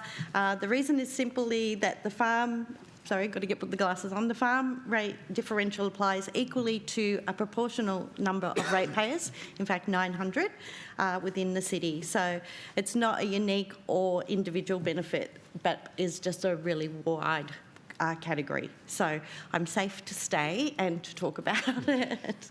So I just wanted to cover that first. So I guess the outcome of this recommendation really is testament to community feedback. The community spoke and we listened really carefully, and as my colleague said, we got it wrong.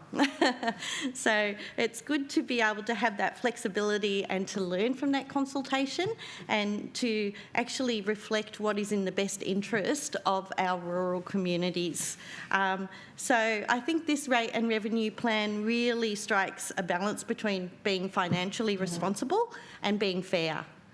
So it allows council to continue to deliver essential services while respecting those really diverse needs of our rural communities. So I'd really like to support this plan, and I urge our fellow councillors to do so as well. Thank you. Thank you, Councillor Potter. Councillors, do I have a speaker against the motion? Speaker for the motion? Any councillor wish to speak?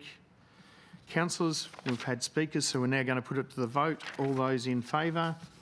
Councillor Potter, Councillor Howe, Councillor Pugsley, Councillor Campbell, Councillor Morgan, Councillor Gibson and myself. I declare the motion carried unanimously. Next item is item 8.4, Latrobe City Council Advocacy Strategy for the I note you, Councillor Gibson, for the Victorian State Government, commencing on page 453 of the agenda. Councillor Gibson, I noted you. I'm happy to move the recommended motion. Yep. Councillors, I've got to move it. Do I have a seconder? Councillor Pugsley. Councillors, do I have any opposition? Councillor Gibson, did you wish to speak? Yes, please. It is imperative, actually, that we have a strategy.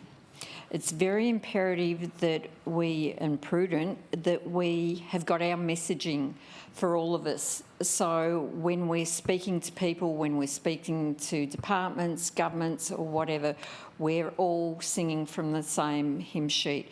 I was in a meeting with one of our GMs today, and they were saying about a council that it didn't matter who came out to speak to the council, whether it be the people on the street, departments spoke to them, ministers or whatever. It didn't matter who they spoke to. They all said, we want this.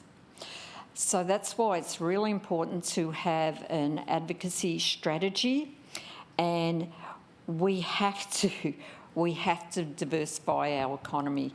Jobs is number one on our list, because we all know that if we don't change that and we don't address that, we are in a very bad position.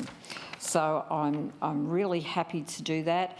Now, we have got a whole stack of different things we're advocating, but number one on the list is about jobs.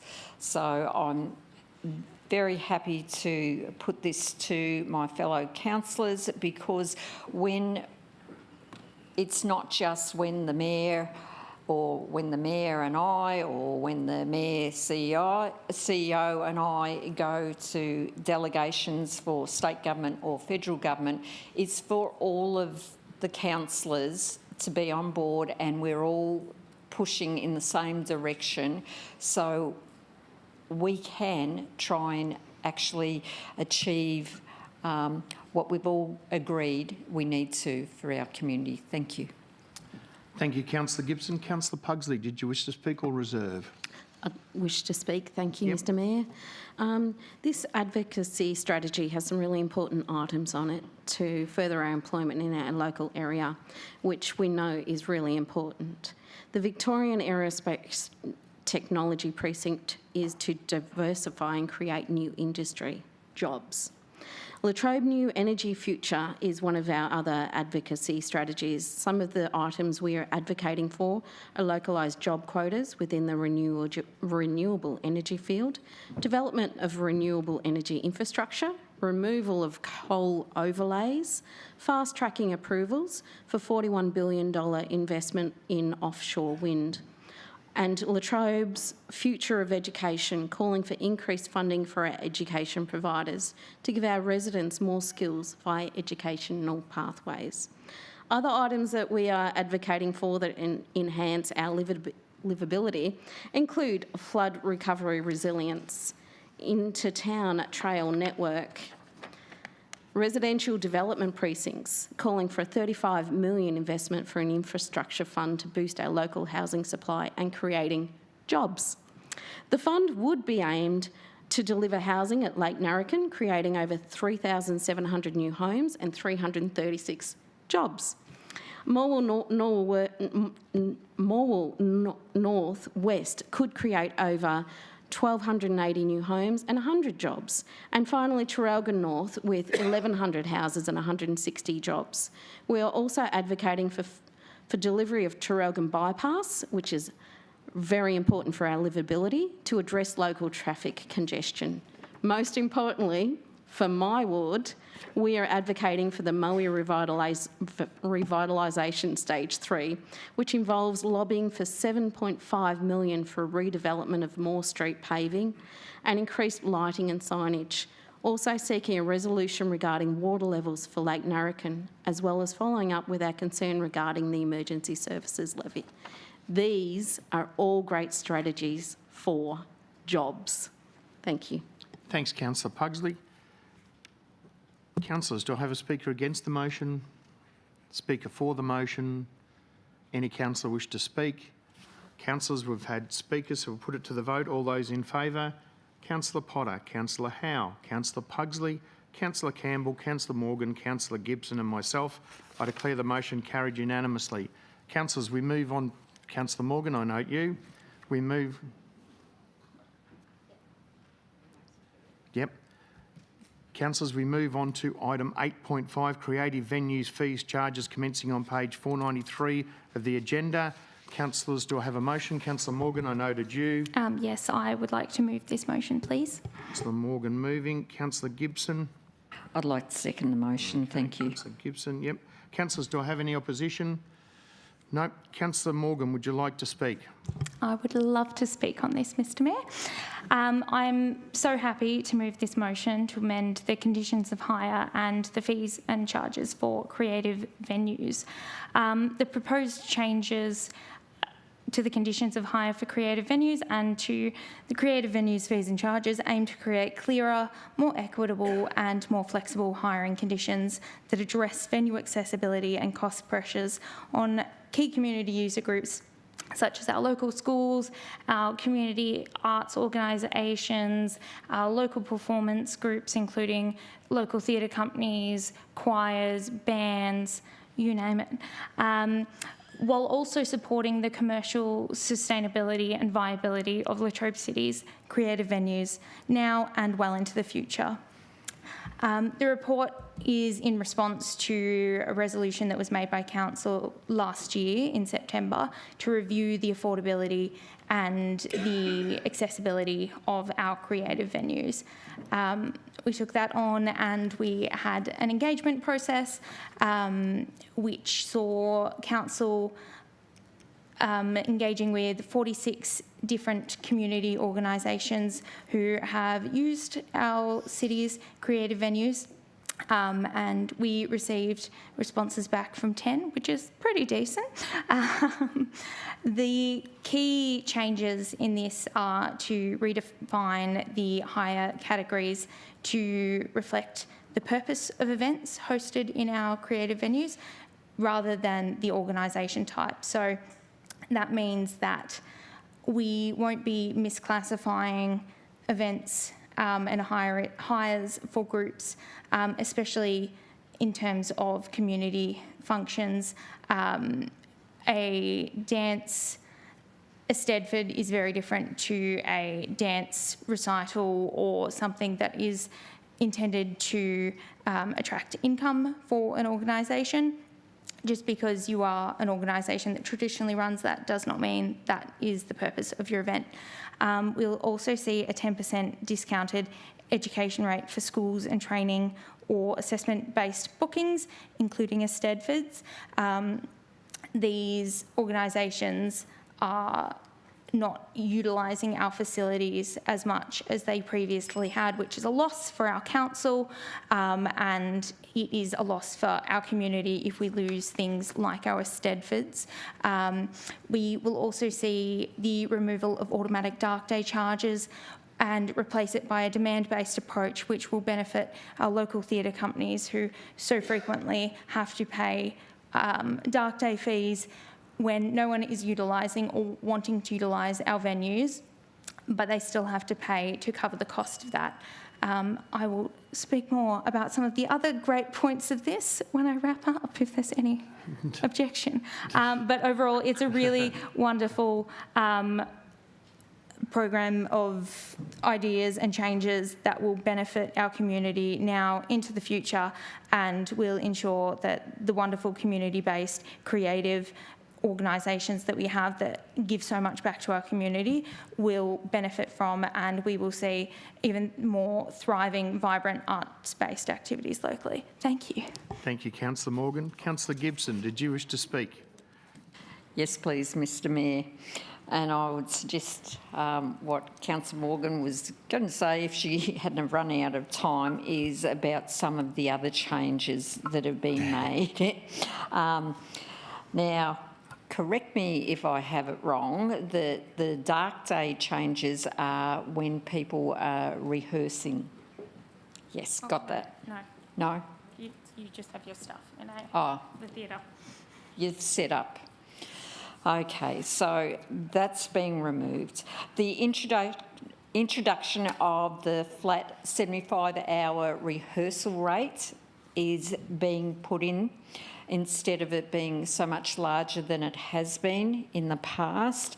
Removal of the community ticket price cap, and that helps people or clubs and groups who are actually community-based, and they're trying to actually put on a performance. So it removes that.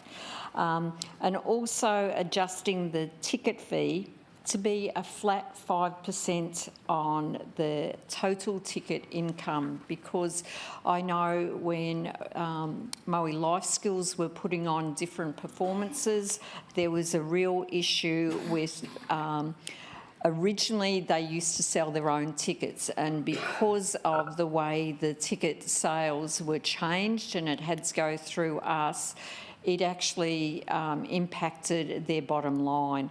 So by having a flat 5%, it changes what was in place to make it a more viable option. So I'm happy to support this. Thank you, Councillor Gibson. Councillors, do we have a speaker against the motion? Speaker for the motion? Any councillor wish to speak?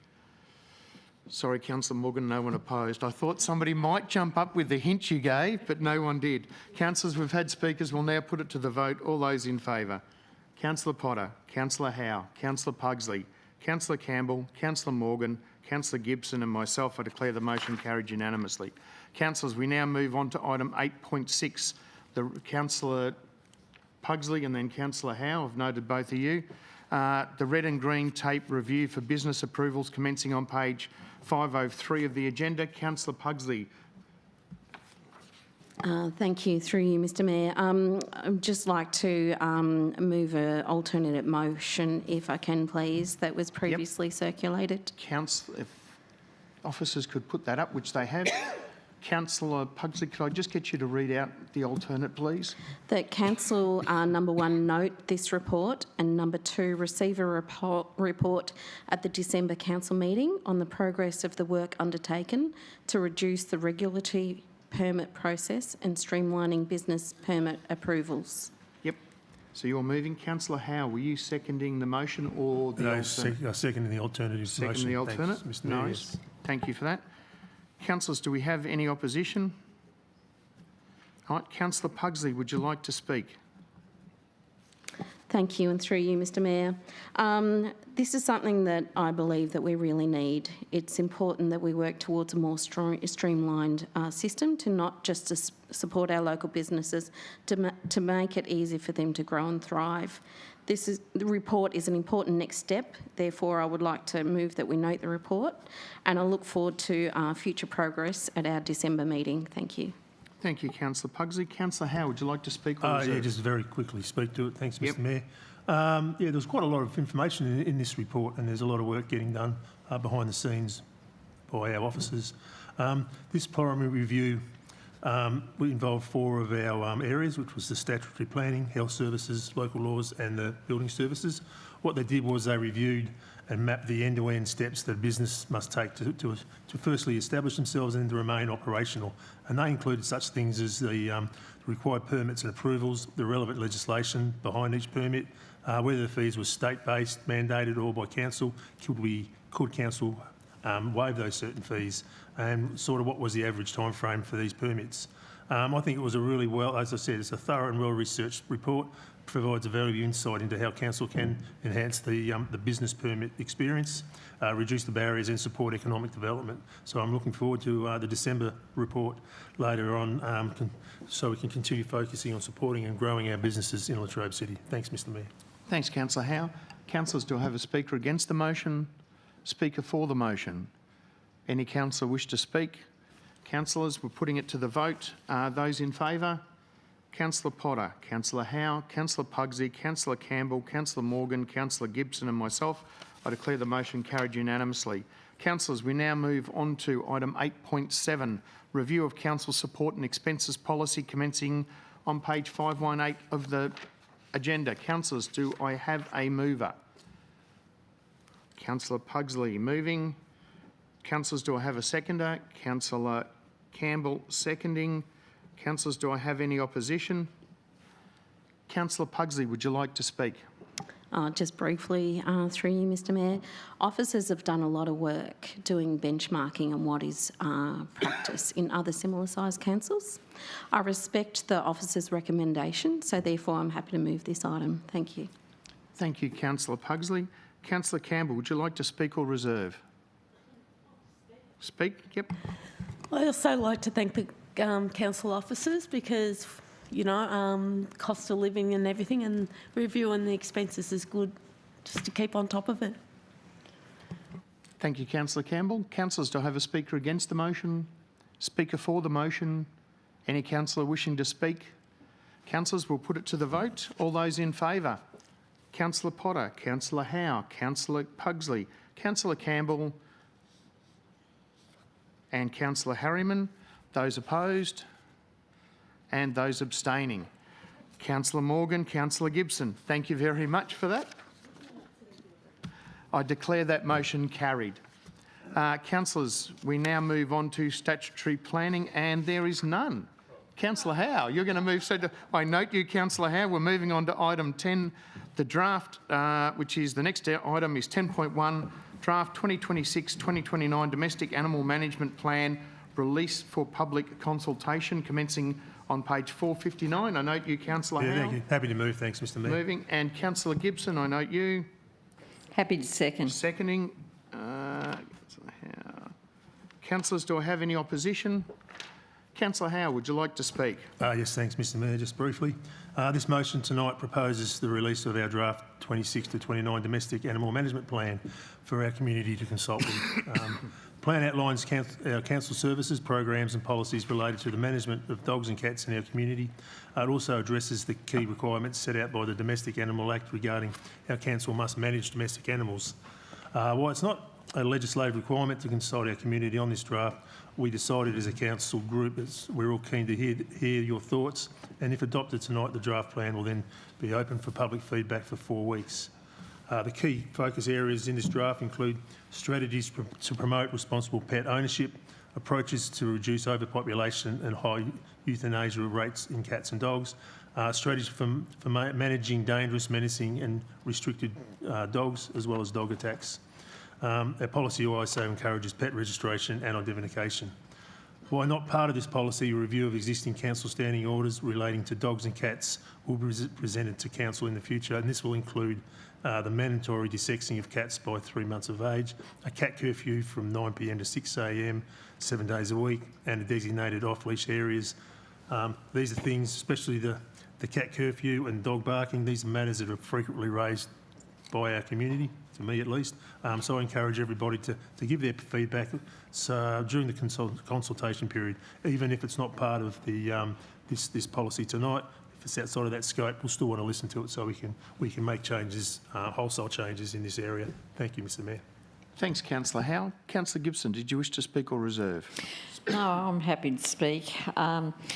Look, I'm happy for this to go out to the public for consultation, same as what my fellow councillor just said. Having pets and pets in the community is very emotive to many. Many have varied views, but there are some common themes that are uppermost on our complaint list. One of them is barking dogs, not dog. I can't even try and turn it around now. That's it. And about cats, especially with wildlife, because any of the cats that may be great for the person but doesn't always make it great for the birds and our wildlife. So I'm really keen for the community to have a look at this. Have we got it right? Do we need to add more? Do we need to take anything away? Because, you know, we're always happy to take on board what people were saying, but now you've got a chance to actually change the policy. So have a look and say what you want so we can put it into place. Thank you. Thanks, Councillor Gibson. Councillors, do we have a speaker against the motion? Speaker for the motion, Councillor Morgan. Thank you, Mr Mayor. I'm fully in support of this going out to community consultation. I know we have a huge amount of residents who are very passionate about animal management. Responsible pet ownership, especially cat ownership, is a huge issue in Latrobe. And I know there are many passionate residents from all across the community who want stronger rules in place for cat ownership. So whether they love cats or loathe them, farmers or living in towns, people are very, very passionate about this. I've had more conversations about the intricacies of cat desexing than I thought I ever would in the past 12 months. So I know that there is a lot of knowledge, a lot of enthusiasm in our community, and I would encourage all residents of Latrobe who have that passion to have their say on this, because we need to have a very strong animal management plan for residents' own peace of mind and enjoyment, but most importantly for the welfare and well-being of animals across Latrobe City. They deserve to be looked after. Pets deserve to be in loving homes and not impounded in the pound because of irresponsible pet ownership. We should not be seeing such huge rates of euthanasia of animals in our pounds. We shouldn't have so many stray animals, but we do. The amount of animals that need, especially cats, that need to be rescued, that are living on the street, it's heartbreaking, and you know, it's bad for them, it's bad for us, it's bad for the environment, it's bad for our wildlife. We need to do something about it, and I think people need to have their say and make sure their voice is heard in this, because I don't want to see the actions that are currently being taken by people who are sick of it, because that is not fair to the animals who are there because of irresponsible pet ownership. So thoroughly recommend this go out to the community, and I thoroughly recommend that the community have their say. Thank you. Thank you, Councillor Morgan. Councillors, do I have a speaker against the motion? Speaker for the motion? Any councillor wish to speak? Councillors, will put it to the vote. All those in favour? Councillor Potter, Councillor Howe, Councillor Pugsley, Councillor Campbell, Councillor Morgan, Councillor Gibson and myself. I declare the motion carried unanimously. We move on to the next item, which is 10.2, Community Engagement Plan on page 578 of the agenda. Councillors, do I have a mover? Councillor Pugsley. Councillors, do I have a seconder? Councillor Campbell. Do I have any opposition? Councillor Pugsley, would you like to speak? Thank you, and through you, Mr Mayor, I'd like to obviously move this item. It's important to have a clear document that outlines our commitment in how we engage with our community, so our community know what to expect, and involve them in our decision making. It is important that we are transparent and listen to our community. This policy document is a better document as a direct result of a lot of the corporate terms being removed. I do note that the officers have done a lot of work on this. This document is better and it changes it, makes it easier for our community to have their say. Thank you. Thank you, Councillor Pugsley. Councillor Campbell, did you wish to speak or reserve? Reserve, thanks. Reserve. Okay, councillors, do I have any opposition? Do I have a speaker for the motion? Do I have any councillor wish to speak? Councillor Campbell, we're back to you. You're all good? No worries. Councillors, we'll put it to the vote. All those in favour? Councillor Potter, Councillor Howe, Councillor Pugsley, Councillor Campbell, Councillor Morgan, Councillor Gibson and myself. I declare the motion carried unanimously.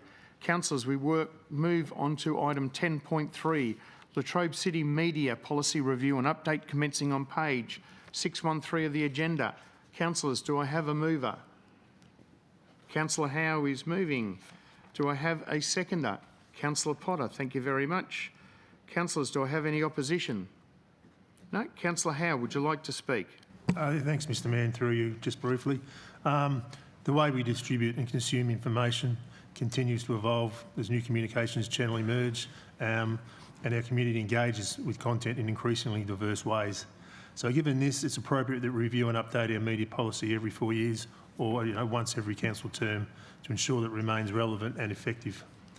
It's essential that we have a clear, consistent and transparent policy to ensure our community receives timely, accurate and trustworthy information. This policy provides guidance for the Mayor, councillors, CEO, officers and council staff to helping ensure everyone understands the appropriate communication process and responsibilities. One notable change in this updated version is a strong emphasis on using a clear, accessible and plain language across all council policies and plans. This update reflects our ongoing commitment to open and effective communication within the Latrobe City community. Thanks, Mr Mayor. Thanks, Councillor Howe. Councillor Potter, would you like to speak or reserve? I'll reserve, please, Reserve? Mr Mayor. No worries. Councillors, do I have anyone wish to speak in opposition? Speak for the motion? Any councillor wish to speak? Councillor Potter, we're back to you. I'll pass, thank you. No worries, thanks, Councillor Potter. Councillors, we've had speakers, we'll put it to the vote. All those in favour? Councillor Potter, Councillor Howe, Councillor Pugsley, Councillor Campbell, Councillor Morgan, Councillor Gibson and myself. I declare the motion carried unanimously. Councillors, we now move on to item 10.4. Note you, Councillor Gibson, review of gifts, benefits and hospitality policy, commencing on page 627 of the agenda. Councillor Gibson, you are moving. Happy to move. Moving, Councillor Gibson. Do I have a seconder? Councillor Pugsley. Do I have any opposition? Councillor Gibson, did you wish to speak? Just quickly, thank you, Mr Mayor.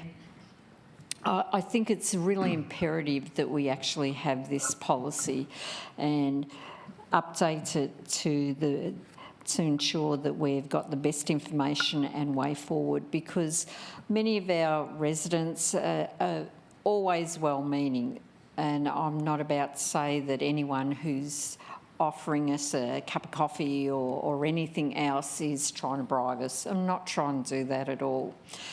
But this policy puts in place what we can and can't do, because we have to be so transparent on what we do and don't accept, and we need to ensure that our residents, when we meet with them, actually understand why we've got this in place, because normally our residents come to us with issues. They want to have a conversation with us as to what their problems are, and it's the country way. We just, do you want a cuppa? And that's great, but it actually is not good for us. Well, might be good on the way down, but it's not good, because we have to be seen as so impartial. Because heaven forbid if somebody saw us having getting a cuppa or a meal from Joe Blow, who's got a planning permit that's coming up, and we vote in favour for it. You know, without the guidelines in place, we can put ourselves in positions that really aren't there, but it could be construed as it's there. So I think it's really important to have this in place so we all know what the rules are, and we can also explain to Joe Blow, who wants to shout us a cuppa. Thanks, Councillor Gibson. Councillor Pugsley, did you wish to speak or reserve? I'll speak at this time. Yep. Thank you, through you, Mr Mayor. Under Section 138 of the Local Government Act 2020, it requires the council to adopt a councillor gift policy. After an internal review, it is recommended that encourage thanks is enough policy, update and simplify the form. Any simplification is great for me.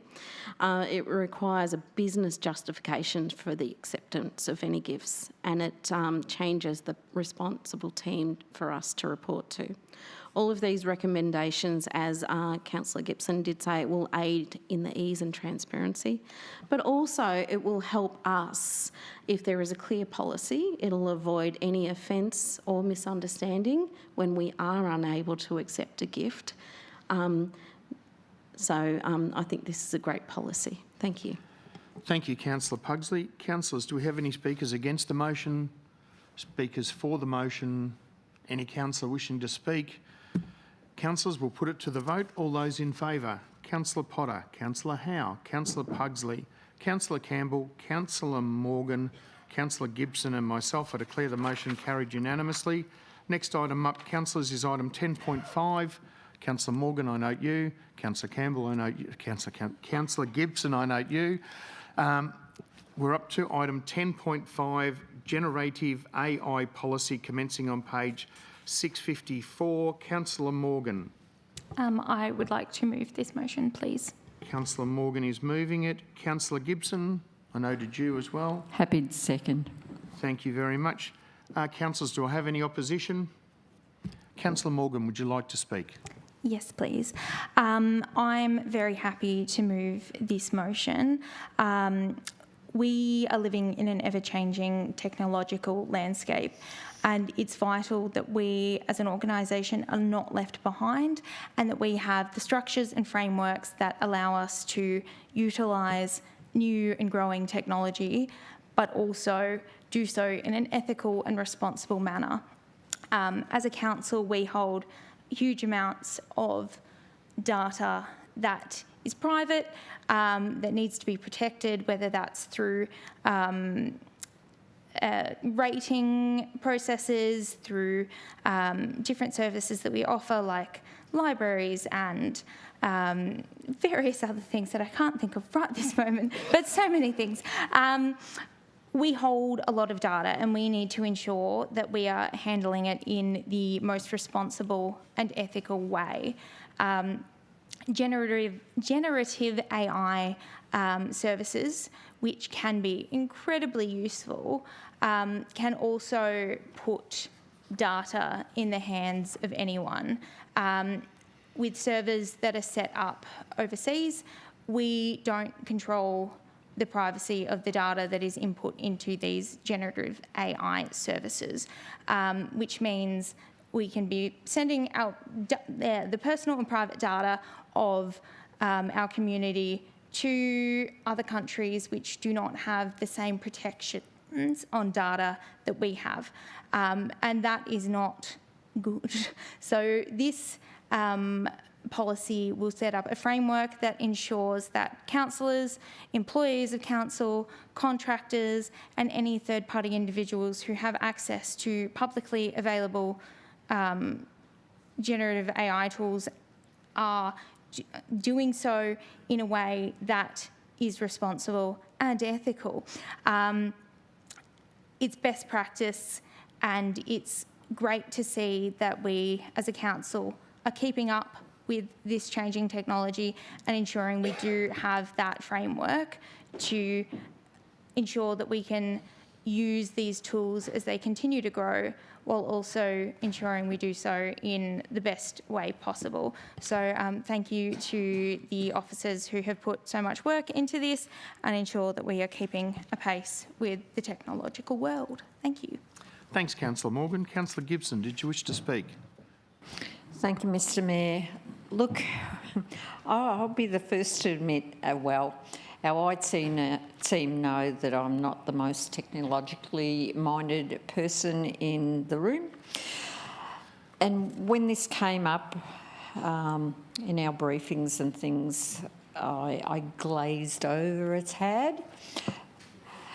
But we went to the local government convention conference last week, and they had a speaker on this actual subject, and it really opened my eyes. And to say that we need this is just a drop in the ocean. We so need an AI policy. What AI can do is just mind-boggling, and without us having checks and balances, we could be in a position that we find ourselves very quickly without meaning to. So I think it's really important to have this policy, to have the checks and balances, and to be able to utilise the AI to the best advantage of our community. So I'm very happy to support this. Thank you. Thanks, Councillor Gibson. Councillors, do I have a speaker against the motion? Speaker for the motion? Any councillor wishing to speak? Councillors, will put it to the vote. All those in favour? Councillor Potter, Councillor Howe, Councillor Pugsley, Councillor Campbell, Councillor Morgan, Councillor Gibson and myself, I declare the motion carried unanimously. Councillors, that brings us to item 10.6, decommissioning of the public toilets at Glendonald Park and Morwell Recreation Reserve, commencing on page 667. Councillors, do I have a mover? Councillor Potter, I take you're moving. Yep. And do I have a seconder? Councillor Morgan, you're seconding. Councillors, do I have any opposition? Councillor Potter.